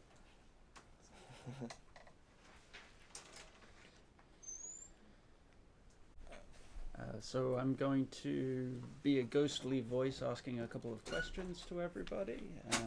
So I will perhaps start off with, and welcome David, who's coming in now. I will start off by asking a question to each of the people who have presented about their presentation, just as slight advance warning. And then we'll be able to have a little bit of time for questions from each other and a little bit of discussion. So first off, I will start by asking a question to Benoît about the Cybersecurity project that you mentioned, the report that people are able to find at the KIC website or by getting in contact with you on email. With that project, how do you see it developing over time? How do you see it moving on from now? What's the future you have in mind for the observatory project, and is there any opportunity for people to get involved? Well, yes. Well, thanks for asking the question. I think in the ideal world, I'd like to crowdsource this the project in the sense to enroll colleagues in a broad range of countries, and not only in developed countries but also in developing countries where, you know, even in Africa, half of the population is online, not necessarily through broadband, but through mobile phones. So cybersecurity policies will also be very important in those countries in Latin America, Africa, Southeast Asia. And we have very limited visibility of what's happening in those countries. And I think that probably only the colleagues who live there and work there would be able to provide a detailed and a comprehensive and systematic overview of what's happening there. So I think the future of the observatory would be to create a network of scholars all across the world using the same template and collecting the data along the same protocol and feeding the database and making sure that we have this kind of hive of researchers working on that over time, and then being able for other researchers, making that available for other researchers to be able to pull the data and to do assessments of the effectiveness of those policies, but based on the very thorough data that we've collected describing those policies and when they came into place and who was responsible for their implementation and so on and so forth. Thanks, Benoît. That's helped with my curiosity at the very least. So the next question I have will be for Shirley, and I'd like to ask what you would consider as an important point or a lesson learned for a group attempting to get started with starting an organization, getting a group off the ground, perhaps in knowledge mobilization or in the area of networking or building research for cybersecurity. Thank you, Michael. I think from our experience at SERENE-RISC, one of the pieces of advice I'd offer is to hit the ground running, but also pace yourself. We've had excellent results at SERENE-RISC, and we have come up with some wonderful products. We started the network at the beginning of May 2014 and had our first event 2 weeks later. We have grown our membership, and over the years with the quality of the products that we've produced, we've had an organic growth. in our partnerships. So I would suggest that keeping track of those partners and keeping good records, and also making sure that we utilize the partner resources as much as possible. So engaging with the partners and having them contribute as much as possible would be my suggestion. Thanks, Shirley. The next question I have is for Jeremy, and I'm afraid it's a little bit of a softball one, so you won't be able to blow anybody's minds. But the question is about the use of blockchain for privacy-sensitive type operations. I've seen quite a few questions on the internet with very alarming headlines about the use of a distributed ledger for private information. Can you just provide a little bit of insight into exactly how that works and why it's not or is an issue? Sure. So thanks for the question. That's one of the things I should add to the FAQ that I have probably is people are very interested in privacy and anonymity. So let's separate those two.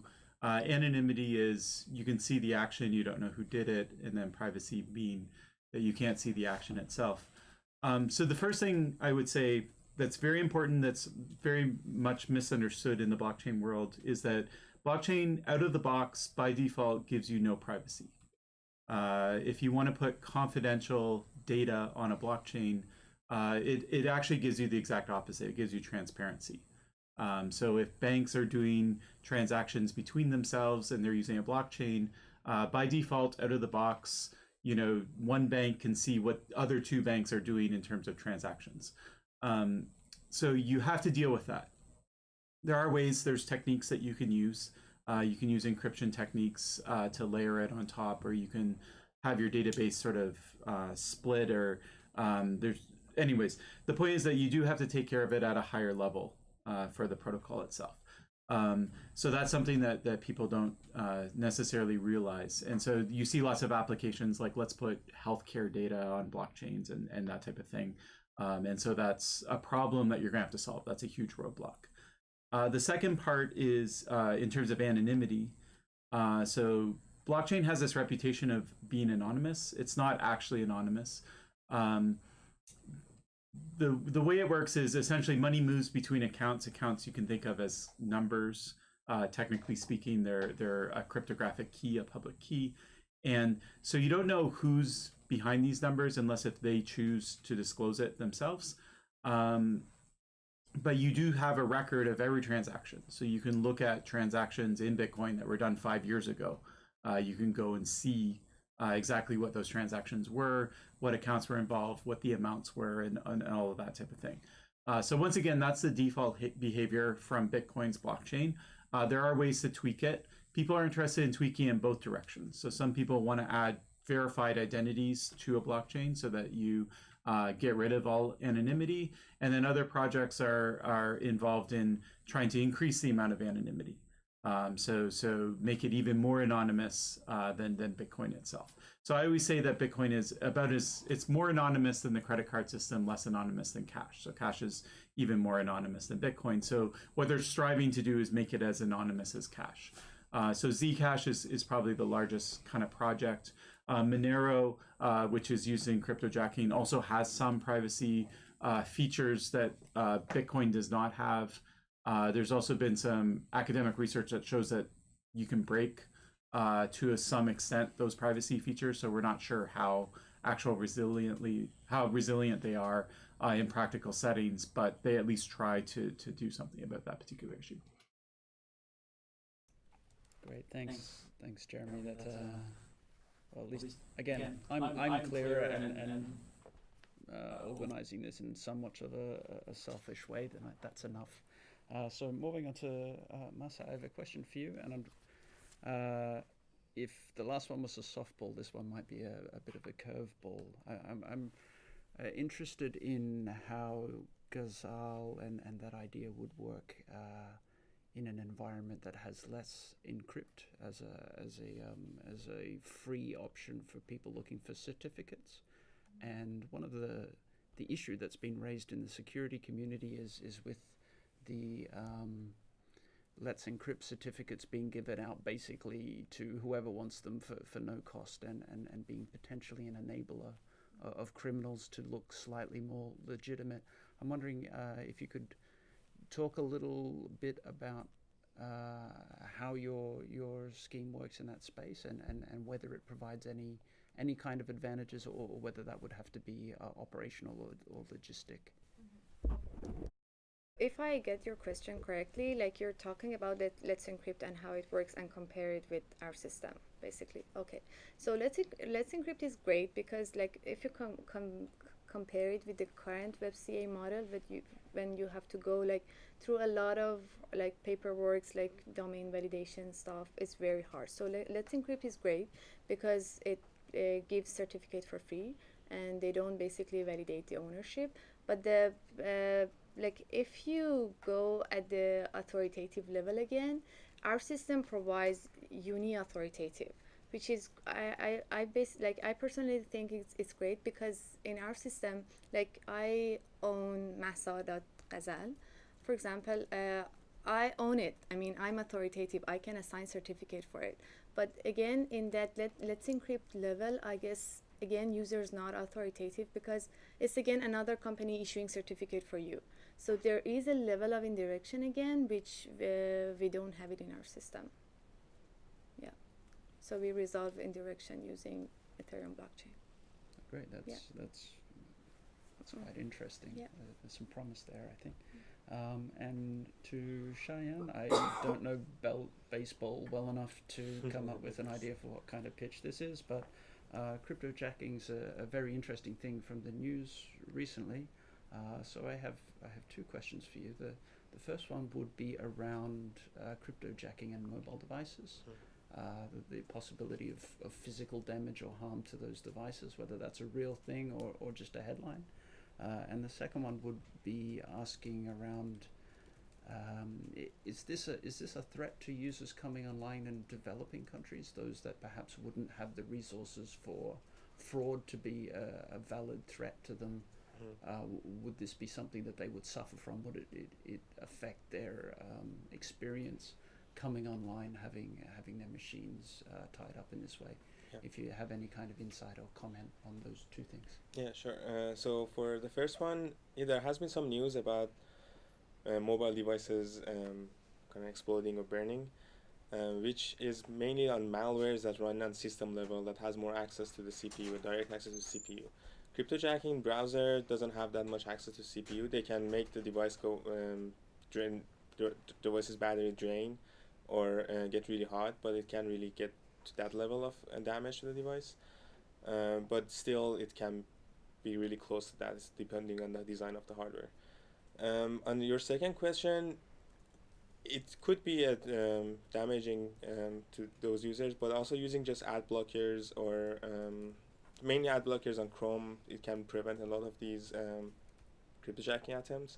But although it can also be really helpful to those developing countries that don't have access to, let's say, Google ads or some other ad publishers, to use this model as a revenue model, a direct revenue model for their users. So there is, it's a double-edged sword that it can be a good thing or a bad thing. That's why the policies should be in place to know how we can actually use this to have a better revenue model. So that feeds in quite nicely to a couple of questions that we got in online. The first one would be, is it illegal to run cryptojackers? And there hasn't been any real policies about that. That's one of our main goals, to be able to start talking about such cybersecurity threats or also opportunities, because it's an interesting new model, but it also can be, now it's being used on the gray areas mostly. And there are some websites that are using this to offer premium content for basically free for users because they're using a CPU. It's not legal or illegal yet. We'll see how it goes. So the next question about efforts to police this, I guess in that with that understanding, police would be more in terms of moderate or control Yeah, for now like the initial attempt, everyone tries to block them and block these scripts, which it makes sense because most of the usage is malicious. But if we can have a better regulations and better user education, the main problem is user education here. That even if you explain everything to the user, they would be more confused to say like what they're consenting to than the actual policing there. So for someone just of the general public, my grandmother, for example, what should she do to prepare herself against cryptojacking? What are the steps? For now, install ad blockers. That would be a perfect way to go because they would prevent these scripts. On some websites, if they actually need that, they might ask to disable ad blockers, which is not really recommended. Okay, great. So now I have an opportunity to open it up to any members of the panel who might have a question. If you do have a question, just raise a finger so I can turn your microphone on, and that way you're not talking to yourself. So we'll start with David. Quick question for Jeremy. I was always thinking Monero was very secure and very private. I know there are questions about its encryption and problems it had, but would you say if you were to do any illicit activities, would you go with Monero, Zcash? What are the differences in terms of anonymity and privacy between these two currencies? Right. So Bitcoin essentially, we'll start with Bitcoin. So it's kind of like the least anonymous option. Monero I would put in the middle. Okay. They have some mitigation. And then Zcash is probably the most, at least from an academic perspective, it's the most sound, their approach. Anonymity is hard because we talk about this idea of, like, what does it mean to be anonymous? What it means is that your actions are indistinguishable from another group of other people, right? So you're only anonymous within a crowd. The bigger the crowd is, sort of the more anonymous you are, right? And so both Zcash and Monero have this concept of you having to kind of mix in your actions with other people. So it's not enough for you to just do something. You need other people to do things as well. So ring signatures in Monero's case, or joining this kind of private ledger in Zcash's case, right? So another thing is you can look at, and so a lot of the attacks on Monero have to do with how people engage these anonymity features.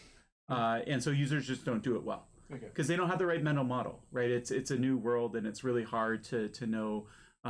Even in Bitcoin's case, you can mix your coins with other people, but users just don't have that right mental model really of what they're doing. They want some sort of button that they press and now they're anonymous. Zcash gives you the closest to that, but you still have to kind of move your coins through this anonymity feature. And so anyways, I think the jury's out still on it. Monero seems to be preferred, so empirically that's where most people are going. Not sure that that's best or not. Yeah. I have a question for Jeremy and Mahsa. You talked about the technology behind the blockchain and how it's distributed and the computing power needed.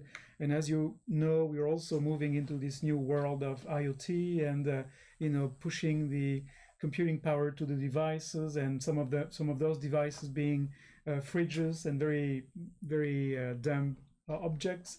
And my question was, what's the alignment or the compatibility between the blockchain and this IoT world that we're entering upon? Is that going to be able to be reconciled, or is the blockchain technology be reserved for devices such as laptops and desktops and servers with a lot more computing power? Or will there be a point where devices that are not that powerful will still have the capacity to leverage the benefits of the blockchain? And coming from a very non-technical person, so do you want to jump? Or? I can talk about the speeding and Sure. So this is like my knowledge could be limited. Jeremy can elaborate on, but for now, for the Bitcoin blockchain, we have this protocol called short payment verification, which is there for it's called thin clients, for devices with a very limited resources of memory and computing power. For example, you have your phone, you want to like verify a payment which is on the Bitcoin blockchain with your phone. So it would be very hard. I don't know, like how many gigabytes is the Bitcoin blockchain now? It's 150. So you cannot download the whole one on your phone. So what this protocol does, instead of like going through all the blockchain to verify your payment, it just gets the hash of the blocks, which are very small. So for now, it's doable on the Bitcoin blockchain. On the Ethereum one, it's called LES, but they haven't like implemented very well yet. There are still some scalability issues, and it needs more work to do. But yeah, like there will be some implementation for thin clients. Yeah. So I would just add to that so this is a certain topology where a blockchain is a network. The IoT devices are not on the network itself. They're not the nodes on the network. And it's pretty crazy to put them on the network because every node on the network has to replicate the data of everyone else. And so it just, for a constrained device, it just doesn't make sense. So what you want is the sort of two-layer approach where you have the nodes that are on the network that are processing the blockchain, and then your constrained devices are going to talk to those nodes using SPV or LES or some protocol to make sure that they're getting the security benefits. They're not fully trusting the nodes that they're talking to. Now, why do you want IoT on a blockchain anyways? So if they're not using it directly to replicate the data, then why do you care? The most compelling reason is just for payments.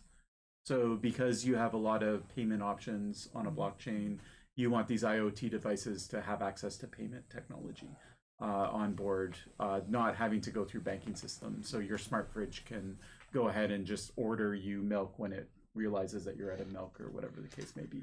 So that idea of bringing payments to the device, that's the motivation or the push behind it.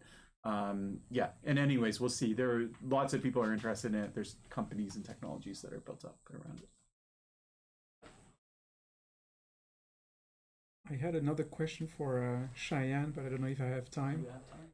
It seemed to me from your presentation that what you talked about using a different word that is very similar to a botnet, without the malware, without the malicious kind of code running on the machine. So there is no infection, but what you're doing is you're hijacking the computing resources of someone without them knowing about it and creating this kind of externalities for them without them realizing it. And so I was wondering, have some people explored, and lawyers I would assume, and people at the CRTC, for example, explored the possibility of kind of going after those cryptojacking operations using the anti-botnet legislation, like the Castle legislation, to say, you know, just using a legal definition, which is not a technical definition of a botnet, and see if it applies to the cryptojacking, and see if it does apply, then it will have room for a legal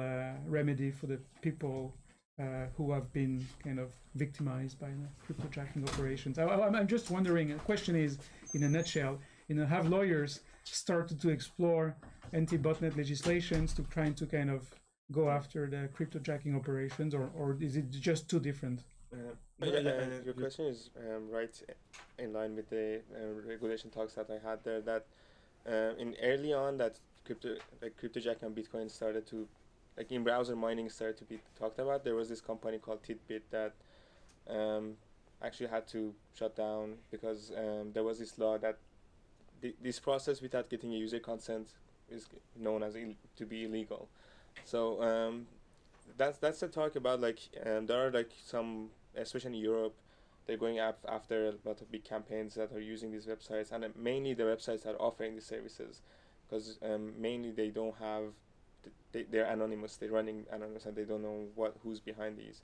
But one of the talks that I'm interested to talk here is like, this could be also a good thing rather than just being a botnet that is used as a gray area, which can be regulated and can, even though it cannot be enforced that much because it's over the internet and it's like on the websites, but it can be same as the cookie law. It can be like somehow has have a banner to identify that these websites are using this, and if not, browser can block such a scripts.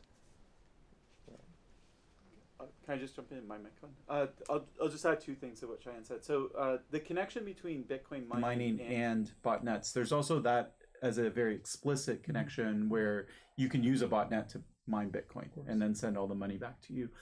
So this is obviously a newer sort of paradigm, but people have looked at it. There's been research papers on that type of approach. And then in terms of the legal frameworks, I don't know of any lawyers that are looking to apply that specific legislation. It seems from a glance to be sort of similar. We're not going to get any specific cryptojacking policy out of the government anytime soon, probably. These things take years. Cryptojacking is really new. So when Shayan started working on it, it was like in the fall of this year, or of past year, I should say. So less than 1 year ago. And at that time, it was just emerging. So this is really, really new. It's less than a year old in terms of that interest. And so, you know, governments, I mean, how long did it take them to get botnet specific legislation? I mean, we've been talking about botnets since 10 years. You know, yeah. So yeah. Anyways, not optimistic, but we'll see. Thanks, guys. Just before we get started with David, and if we could hand the mouse around for him so he can control his slides, that would be helpful. I'd just like to remind people who are watching at home that we're actually running multiple streams. So right now, if you check on our Twitter, if you check under the hashtag SecRev, you should be able to see that Claudio will be making his presentation about now on cybersecurity research in the private sector. So that's on at the same time. So if you have two sets of ears and two eyes, you can put one on each David's presentation and that one. So with that, we'll pass to David, his presentation. Okay, so thank you for the invitation for presenting today. For the next about 25 to 30 minutes, I'll be talking about the new research center, which I'm launching this summer, which is called the Darknet and Anonymity Research Center. And so the goal of my presentation today is to talk about the research center, but also about some of the research that we can do using a center like the one that I'm building this summer. So basically, the quest for this center, the quest for this research topic, started a few years back when I had actually my first master's student, who is Mahsa Moosavi, and she had an economics background, and it was really kind of mind-blowing to see how people in the economy could really conceptualize markets and how they could really push us forward in criminology to help us understand how markets work. And turns out that the work that we did to assess competition in online illicit markets really worked out. We have a few published papers with Mahsa, and she was named one of the next 150, I think, scientific innovators or something like this. But it really proved that this kind of interdisciplinary research really worked, and that there was something that we could look into. And so not long after this, I had the opportunity to apply for funding for the Canada Foundation for Innovation. And basically, this is an organization that will give you money to set up a research lab. For the people who are not familiar with it, it doesn't give you actually any money to run your lab, so you're kind of on your own after they've given you this amazing place to work in. But you actually have to kind of find funding to keep it going. But they will provide you with anywhere between $200,000 and $400,000 Canadian dollars to buy a lot of toys, computers, servers, standing desk if that's your thing, whatever you need. Basically, they're going to provide you with. And today I'll be talking about what we plan to do with this and kind of the research problem that we want to answer using this infrastructure. And also because we always have to advertise for something, I'll also be looking for partners if Jeremy or other people want to join in. I'm always open for collaborations. So basically, the Darknet and Anonymity Research Center, because you always need a good acronym to get funding. So that's why we went with the dark name. And basically, what we looked at was the current state of crime and technology, and what we've seen over the past, perhaps I would say 20 or 30 or 40 years, is the adoption of computer-mediated communications by offenders, and this has taken on many forms. It used to be BBS, used to be chat rooms, it still is chat rooms, it still is discussion forums. It's moved on to encrypted apps. I know Rasmus has worked also on even social networks like Facebook.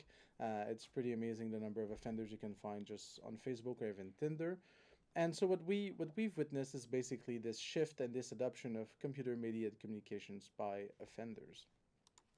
And of course, as I just said, there are many mediums through which they communicate, many settings in which they communicate. You're going to have a broad range of communication channels. Some of them will be very public. For example, hack forums, which has been studied extensively in the literature, has millions and millions of participants, and it's pretty open. Pretty much anyone can join in and can just chat with other people, and you have beginner hackers and very experienced hackers working on that platform.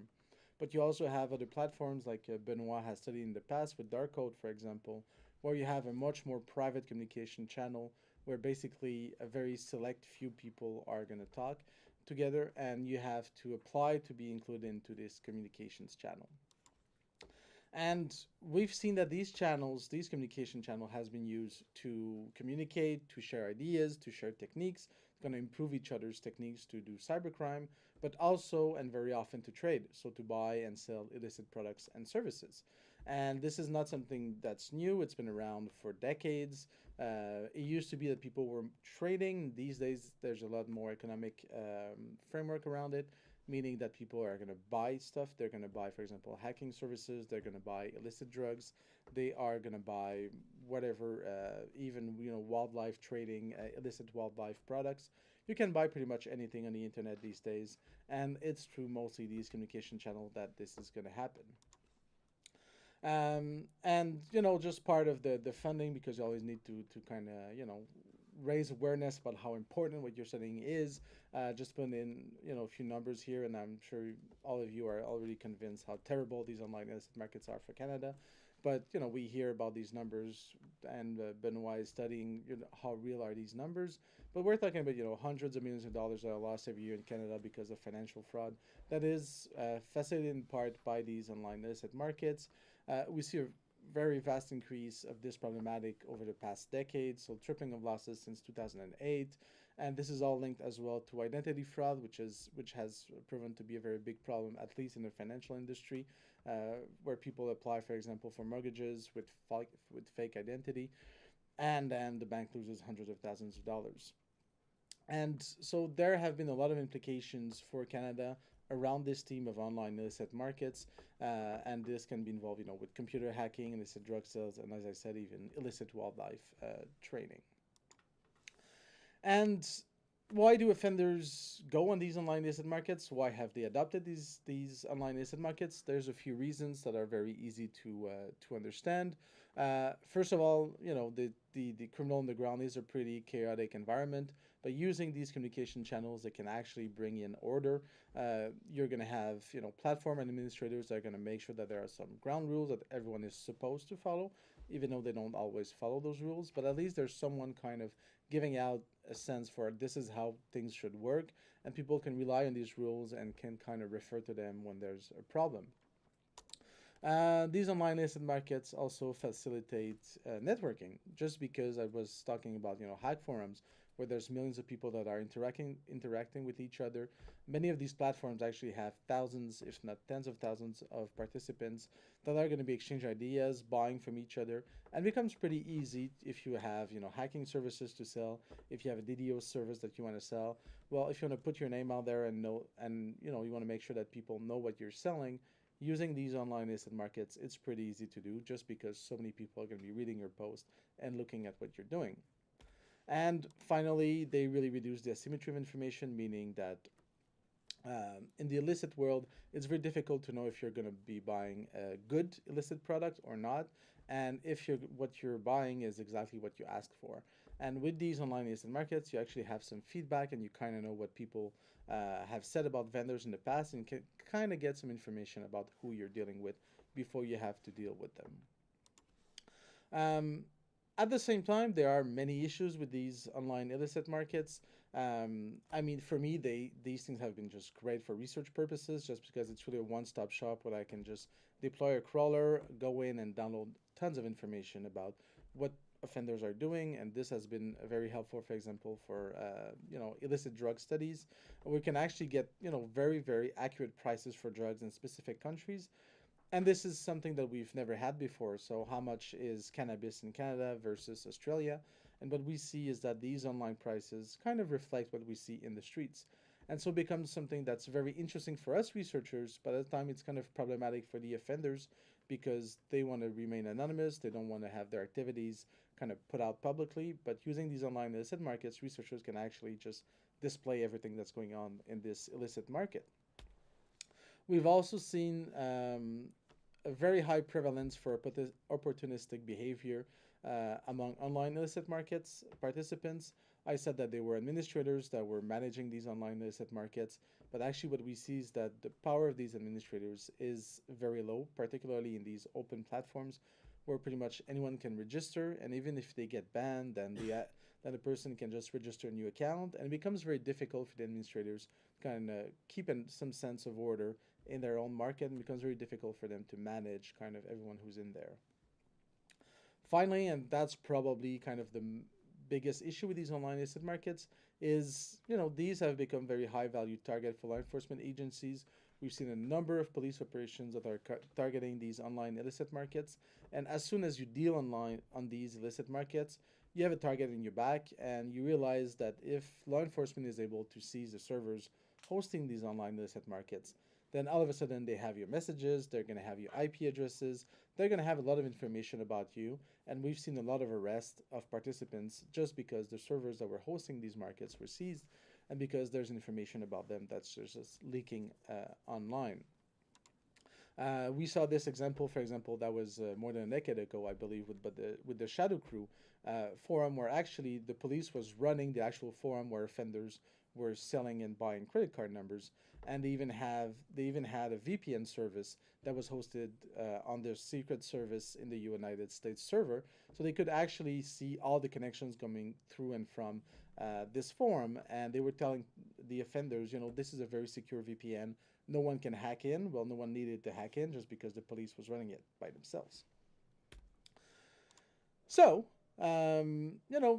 we were talking earlier with Jeremy about, are offenders smart? Are people smart in how they use technology? And very often we see that they don't really use technology as they should. But still, a lot of offenders figured out that, technology could be a solution to these security issues. And that, if they wanted to lock down, for example, their activities and protect their privacy and their anonymity, they could actually use technology to achieve this. And so, of course, there's the Tor network, which you can use to hide your identity, which also can be used by websites, so by these online illicit markets to hide where their servers are. So you can basically have a website on the internet and no one knows where it's located, so it's basically impossible to take it down or to seize it if you're law enforcement. And you can also hide yourself as well, so you can protect your IP address from anyone who wants to snoop around. You can also encrypt your communications, so you can actually make sure that only the person you want to communicate with can actually read your messages, and this is using GPG, PGP, whatever is your preferred method for encrypting messages. But this is really a game changer, because even if you seize a server, because all the messages are encrypted, it's no longer possible to decrypt these messages and to know what people said and what they exchanged, what information they exchanged, and what they did. The last point is the virtual currencies, which we just talked about extensively. And, we always talk about Monero, Zcash, Ethereum, Bitcoin, but there's actually thousands of them out there. There's DentaCoin, which is used by dentists. If you want to make payments for your dentist, you actually have a coin just for that. And so there's a coin for pretty much anything that you want to do. But these virtual currencies, even though they do leak a lot of information, they can actually allow you to make payments. And one of the most important things for offenders is that these payments are going to be, in most cases, anonymous, but they're also going to be irreversible, which means that as soon as you receive the payment, there's no way for the person to take the money back from you. So if I sell you credit card numbers, well, as soon as I have the payment, I can send you the credit card numbers, and I know that you can't really take the money back. And all these technologies have created a problem which is called the going dark problem, and we can debate later on about whether this is a problem or not. But law enforcement has been very vocal about this problem, about this going dark problem, which means that police actually have to work to get information and get evidence from offenders. And it used to be kind of easy, so we just monitor the phone line of someone, their internet traffic, and you could actually get a lot of information about where people were, what they were doing, who they were talking to. And because of these new technologies, it becomes a lot more difficult for law enforcement to do their job and to actually gather evidence.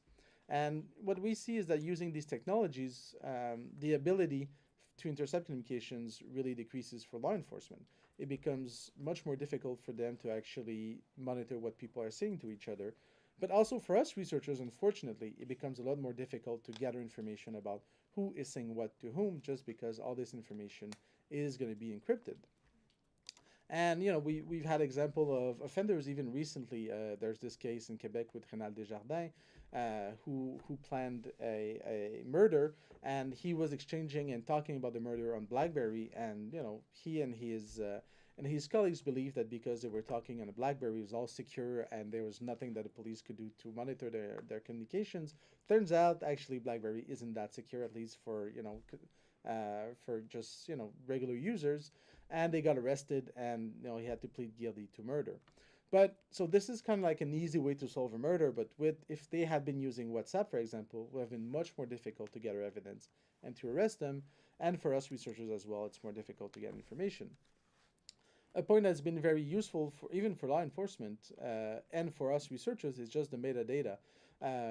I saw research recently with researchers that were looking at the EXIF data of pictures on online illicit markets, and they were looking for digital traces on these images, and they were able to link these images together to find out that these two vendor accounts on the market, they don't have the same vendor name, but we can pretty accurately say that these pictures came from the same person. So it's probably the same person dealing these two under these two vendor names. But even getting access to this metadata is much more difficult because it's all encrypted, basically. It's much more difficult to follow where people are, what they do, with at least in the virtual world, because of the Tor network, for example. We don't even know who's visiting what websites, what they're doing on these websites. We don't even know where these websites are. And so for law enforcement, for us, when we're trying to monitor what people are doing and to better model kind of the behavior of offenders, it becomes much more difficult to do our job. Also, the monetary flows, we can use to some extent Bitcoin to track payments, and that's what I've been doing and working on lately, is just looking at the flows of Bitcoins in and out of online illicit markets, for example.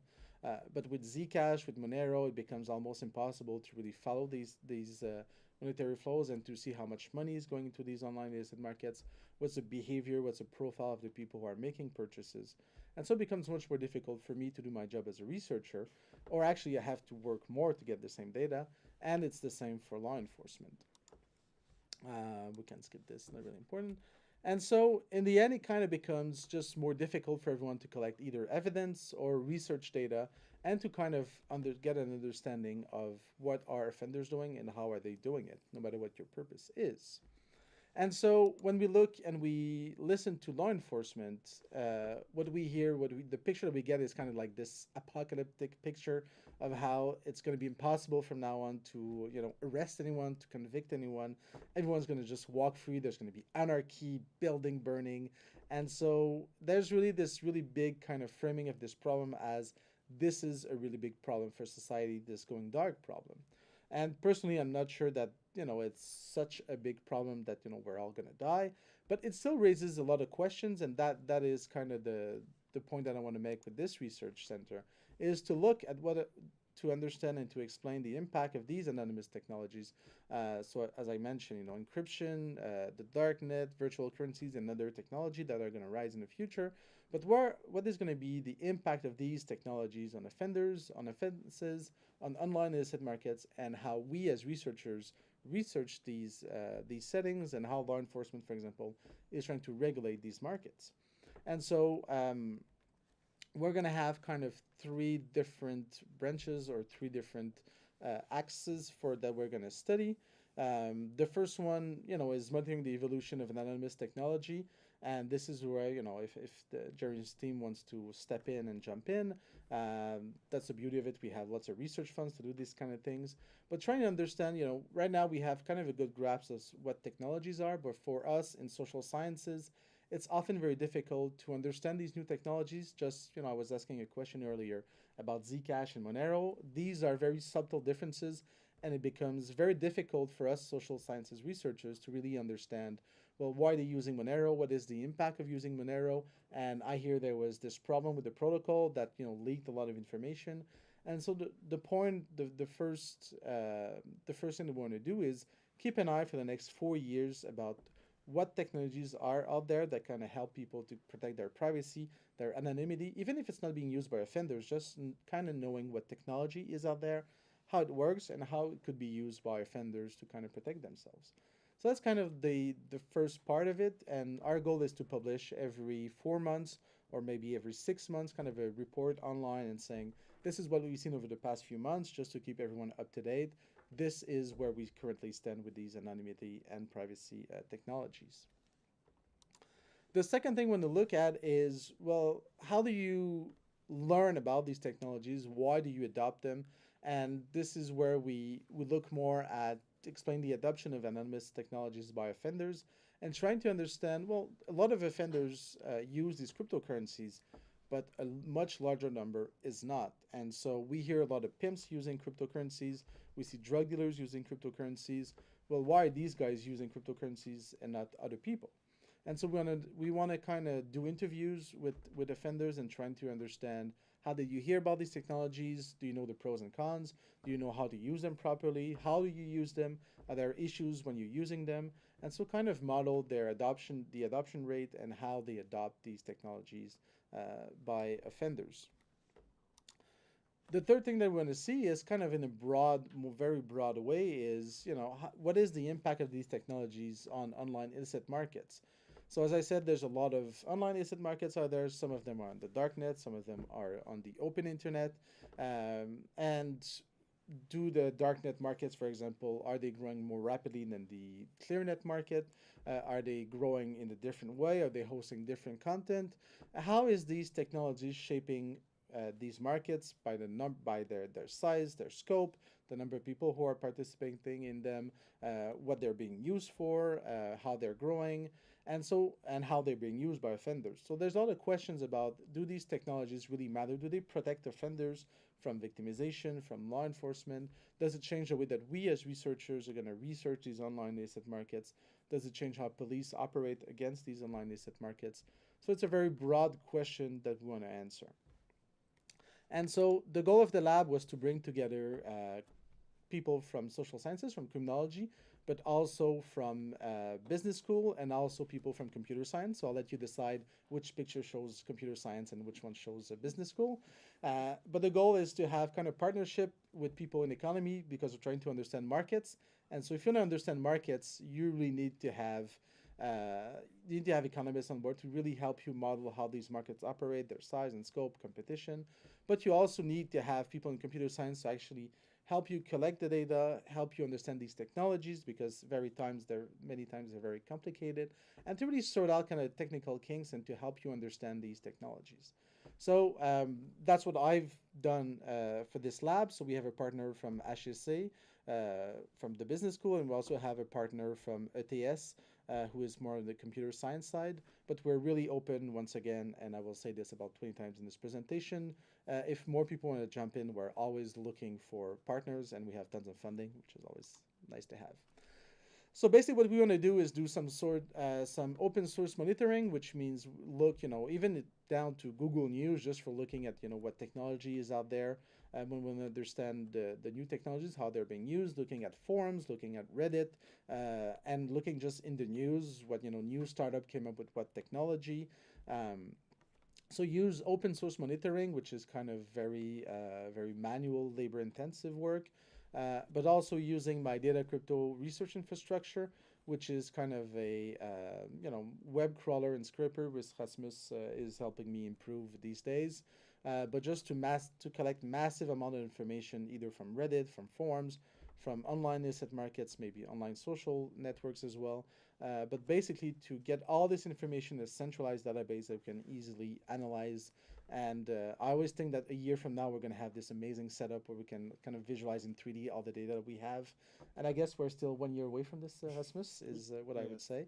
We'll get there 1 year from now, but it's still a pretty cool data collection infrastructure that we have. And finally, to do interviews. It's never very easy to interview offenders.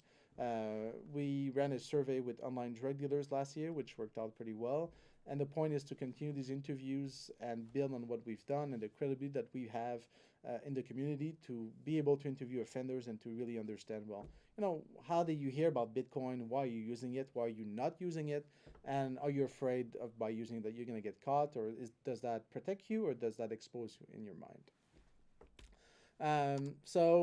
This is going to be kind of the research center. It's a very fancy name for a very small lab. So it's basically kind of 8 workstations. The thing that I'm most excited about is that we're going to have the wall to the right is going to be just a huge white wall where we can, you know, draw and just have fun with it. From ceiling to floor, it's going to be one huge whiteboard that we can use.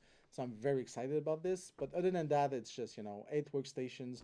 We're going to have a lot of server spaces with Calcul Québec, which has been very kind to host all of our infrastructure, all of our virtual infrastructure. And there will be a coffee machine as well for people who want to visit us. And maybe some beer, but I don't think I'm allowed to say this publicly if that will be the case or not for university purposes.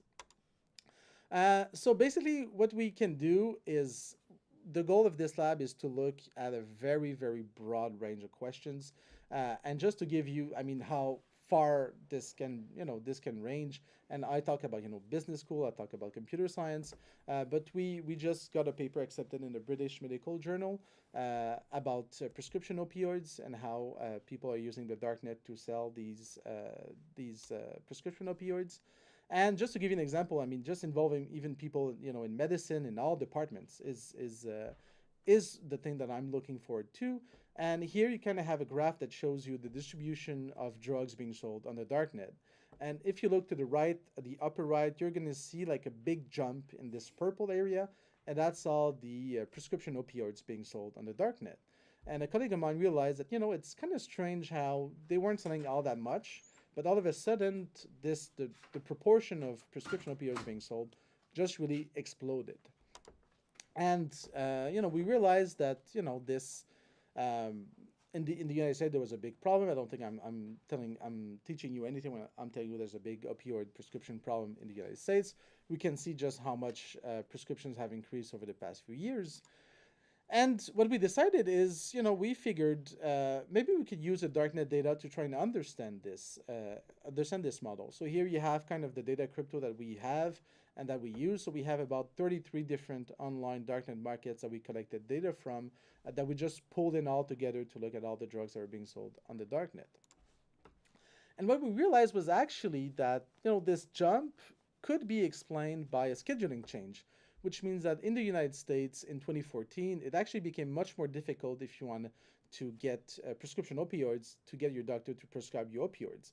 And what we saw is, and you have the line here to the left, is kind of the before and after, and the one line you should look at is kind of the pink line, the pink dotted line. And it shows that, you know, the proportion of sales of prescription opioids was pretty stable before this scheduling change. But after this scheduling change, what we witnessed is that when we were looking at vendors from the United States on the Darknet dealing prescription opioids, we saw that their sales vastly increased in the months that followed this scheduling change. And when we look at internationally, if you look at the same kind of pink line, when we look at international vendors, so people who are not dealing from the United States, what we figured is that their prevalence and the proportion of sales coming from them remained pretty flat. So it was kind of interesting to see that actually this scheduling change in the United States impacted the Darknet, impacted online illicit markets. People who were getting their prescription opioids through pharmacies no longer could do it. And what they did is that they maybe switched to Darknet markets to provide them with their opioids that they wanted to get. So that's the kind of research that we can do. And of course, we're not explaining anything. It's always kind of a correlation, an explanation. But it's very clear from the data that we have that there's a very strong correlation between these two. And this becomes really interesting because what we see is ordinary people who are getting these opioids prescribed that maybe are learning about bitcoins, learning about online markets, and going online to purchase these drugs to supply their habit. And that's kind of interesting to see how people can pick it up very quickly, and how legitimate people or just normal people actually can master these technologies. And so I'm at 30 minutes flush, so I will stop now. And once again, all you business school people and computer science people, you're welcome to join us. Just drop me an email and I'll be very happy to talk with you. So thank you. That's it. So we'll pass over to Rasmus now.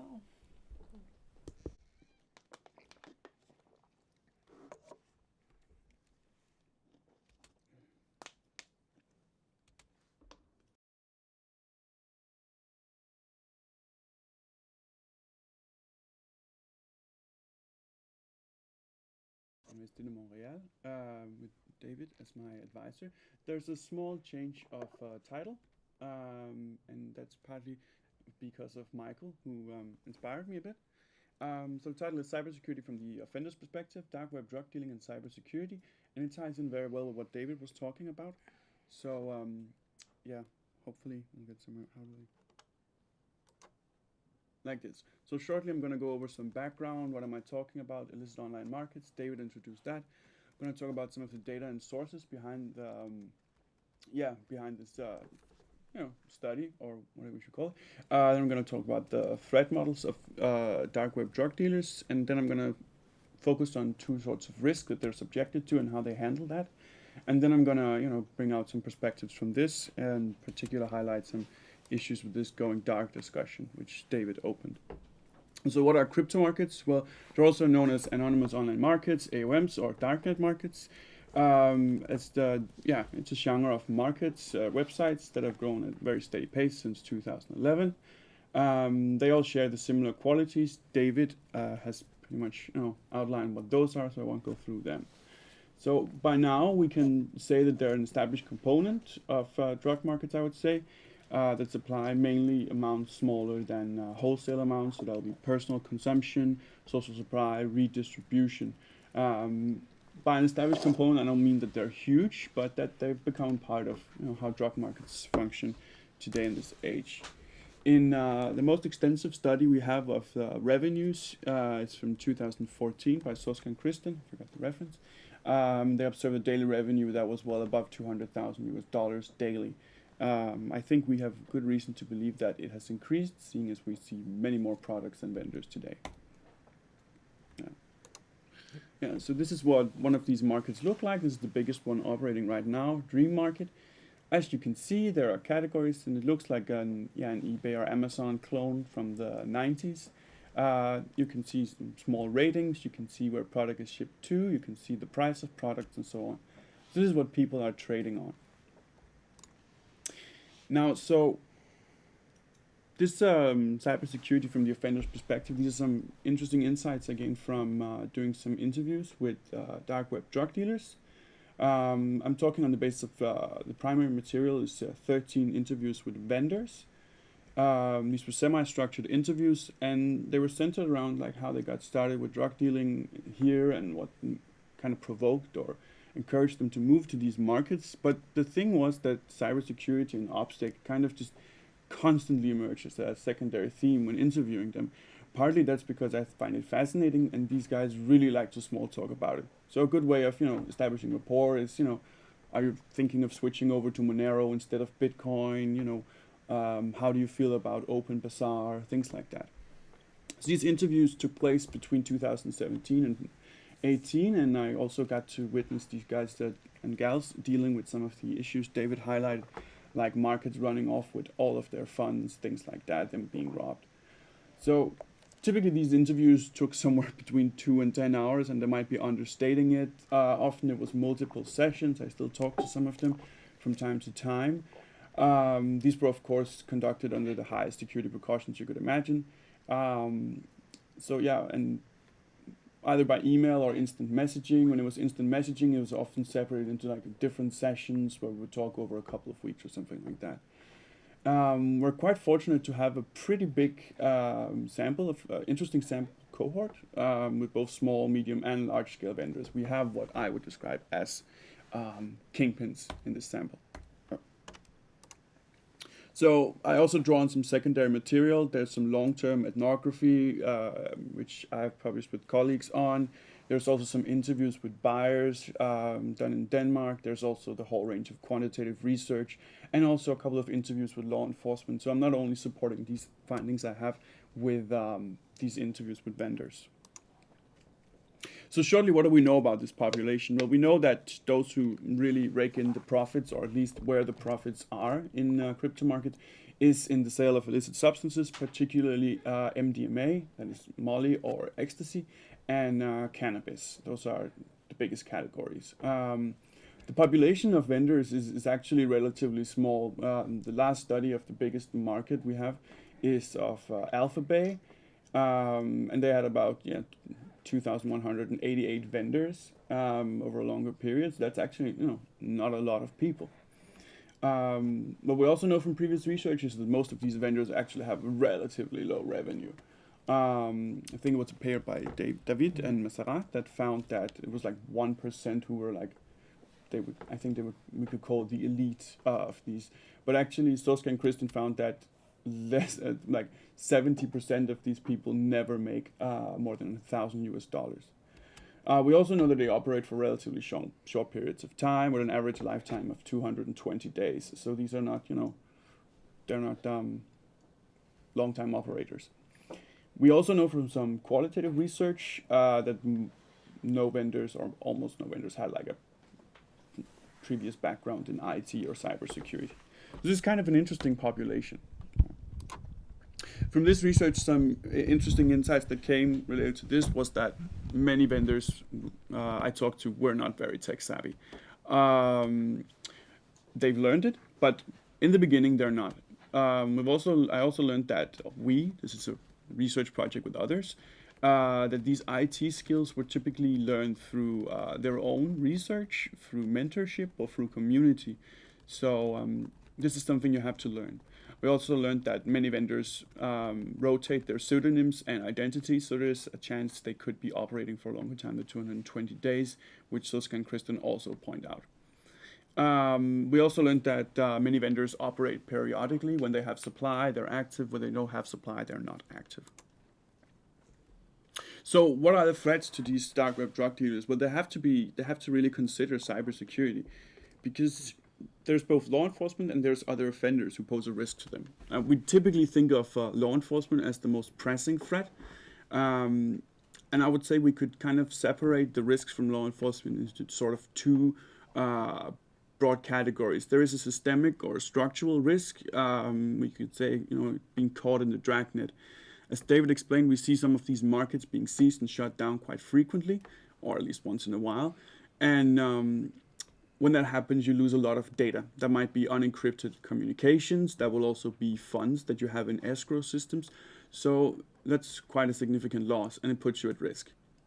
Then there's also the risk of targeted investigations on an individual level. Those will be things like people who have overlapping social media pseudonyms and PGP email or key usernames. That has happened.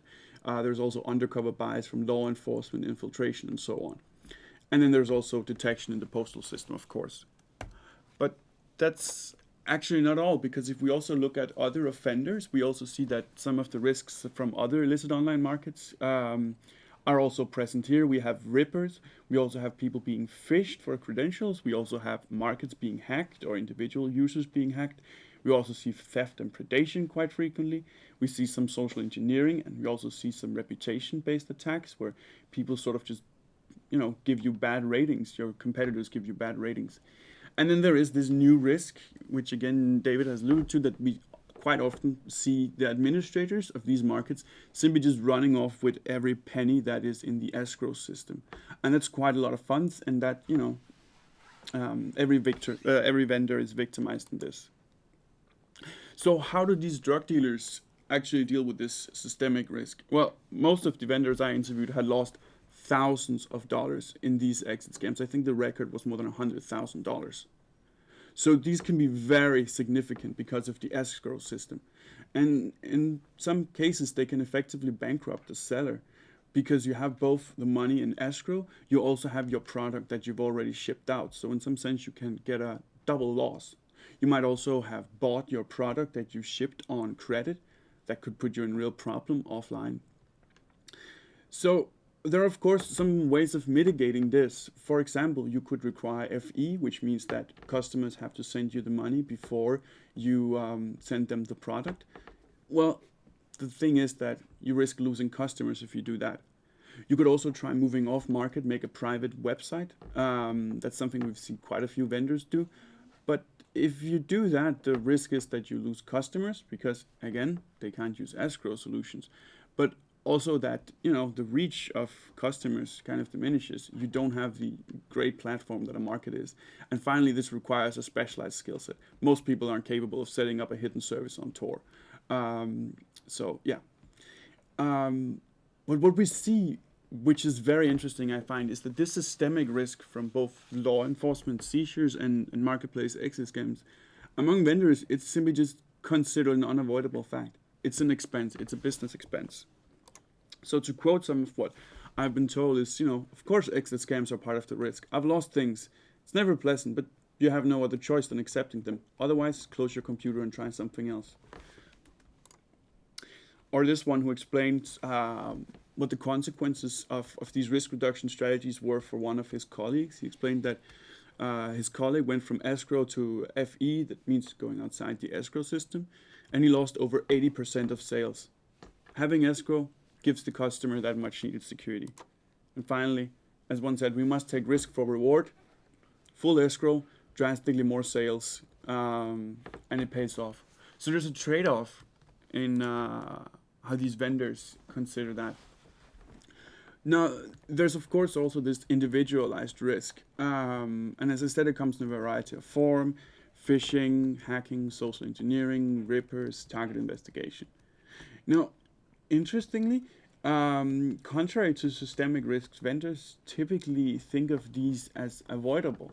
In this case, they have agency and they have control.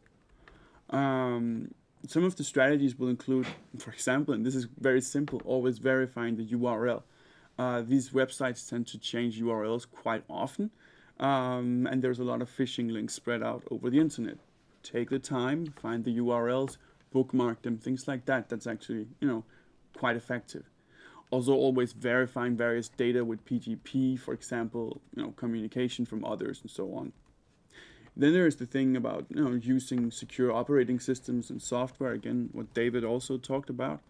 Vetting customers. There's different ways of vetting customers, but if you're really thorough, you can actually look up your customers on Facebook and Google Maps and things, because they will send you their full address since drugs are shipped in the mail. And there's of course also various strategies you can utilize in the postal system. But what I think was most interesting here is that we see a split between the systemic risks and these individualized risks.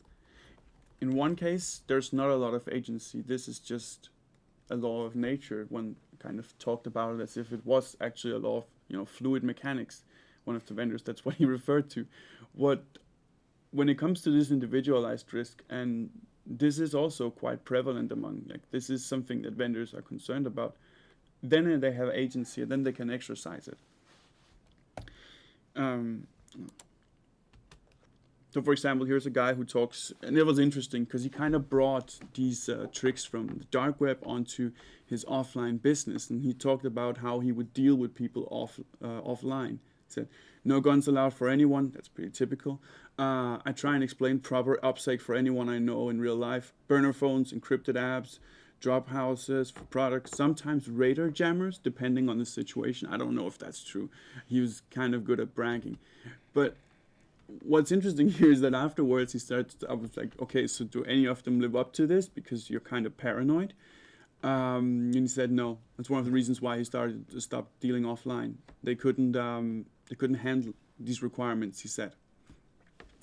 So again, there is agency. He can actually choose to do this, but of course, again, that means he cuts off his these avenues of profit he had offline. There's also the fact that this costs time and business. As I said before, there is a business cost. And for example, as one said, some people risk OPSEC, so why would I risk doing business with them? Well, that's quite practical. That's, for example, if you require that all your customers encrypt their addresses, some customers don't want to bother with encryption. Some vendors have put the number at like 60 or 70% didn't use encryption before we saw the latest seizures. Some have put it at maybe 50% now. Talking about how he got started with crypto market, one vendor went through how difficult a time he had switching to using these markets. He would be extremely paranoid after encrypting a message. And, he had to learn Linux. And that's also, most people don't want to do that. Called it a mental block. It seemed like it was more trouble than it was worth. So these are very practical concerns. And that's a lot of investment in time. Imagine going through learning Linux just for your job. Most people wouldn't be willing to do that, I think. So what I want to get to is that there is a cost in all these risk reduction strategies. And what we see is that vendors, they consciously adjust their strategies for reducing risk in the light of their long-term goals. Is it to be extremely secure and maybe, say goodbye to some customers, or is it to appeal to as broad an audience as possible? And this trade-off almost seeps into every business practice that they engage in. And it's why we talk so much about it, because everything is considered in the light of this trade-off. And it's also important to think that these costs are not just financial. You can't just pay your way out of it. You can kind of do it with these exit scams, but learning PGP encryption, that's very difficult. Other things like doing research on how other vendors were caught, that's also a huge investment in time. But some of these guys will spend hours. Pretty sure some of them also access Pacer and read about how it happened.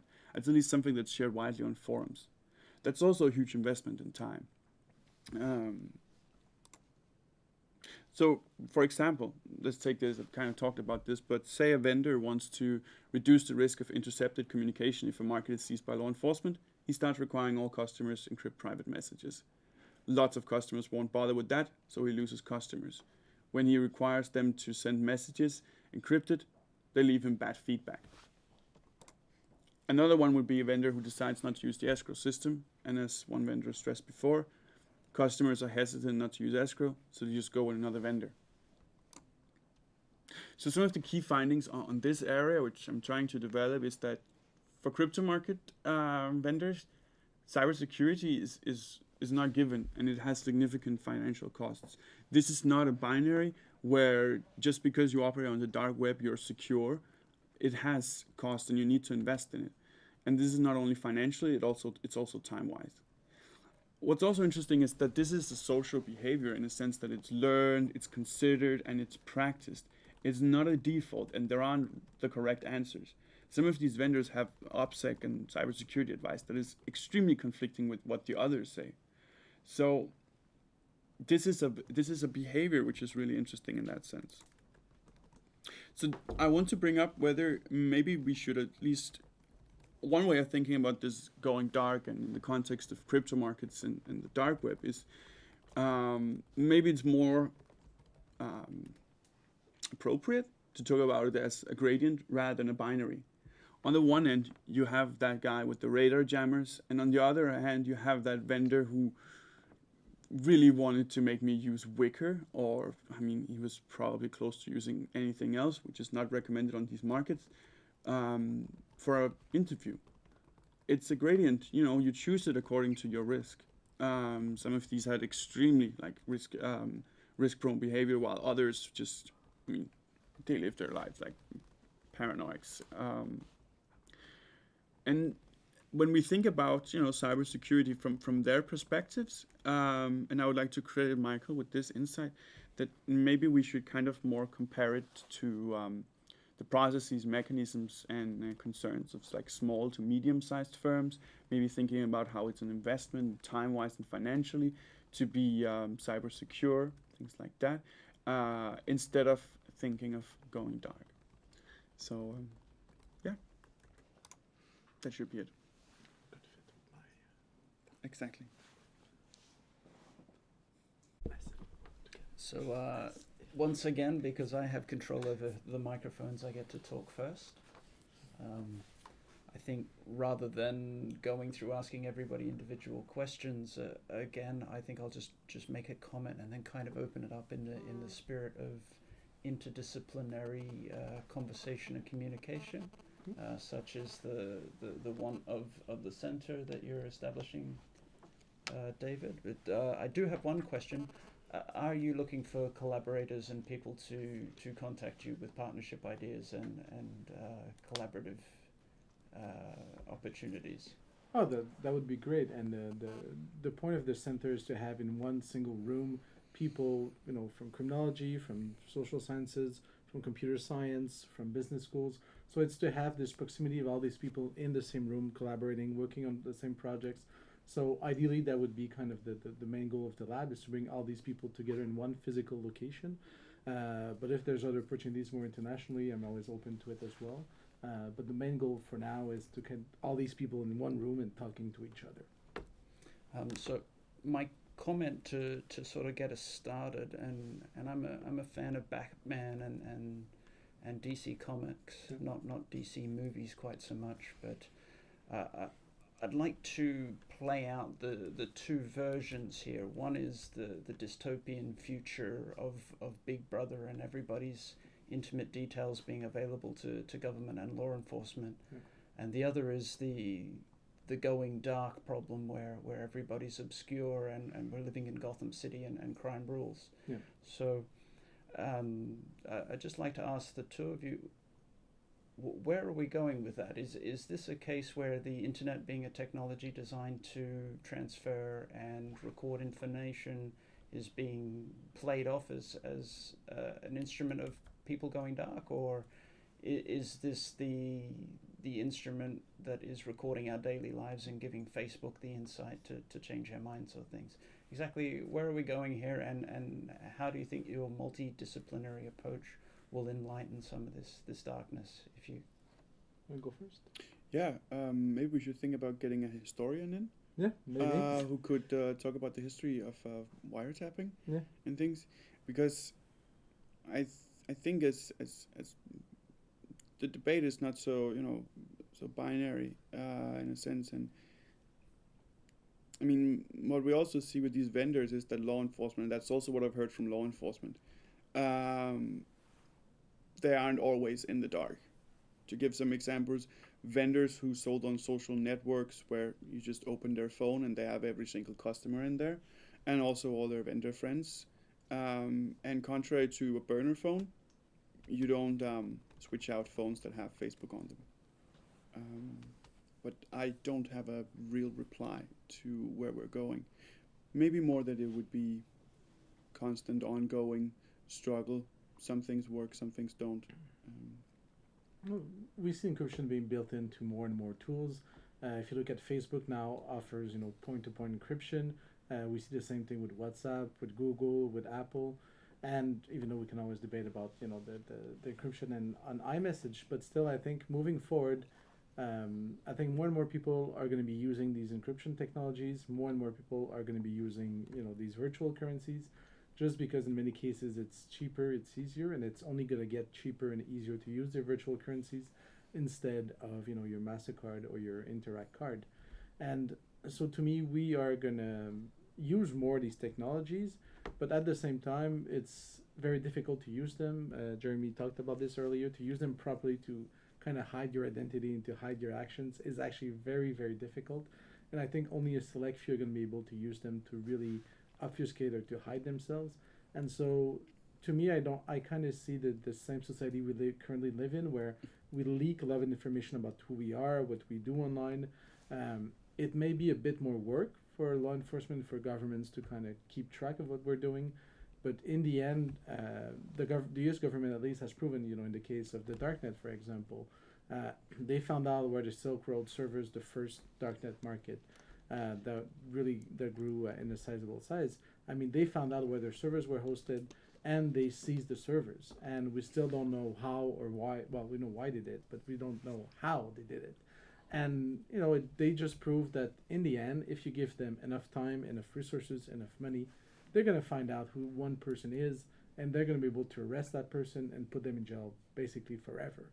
And so I think it's going to be very difficult to hide ourselves in the future, just as it is now. So these technologies are not going to change anything. Maybe make researchers and law enforcement work a bit more to get the data that they want. With that, I'd like to open it up. If there's anyone else who has a question or comment, just raise your hand so I can turn your mic on. So I have one question. Actually, I have 100 questions. This stuff is awesome and fascinating. So I've heard other researchers, and everyone focuses on the digital side. So that's fine. Digital side is very interesting.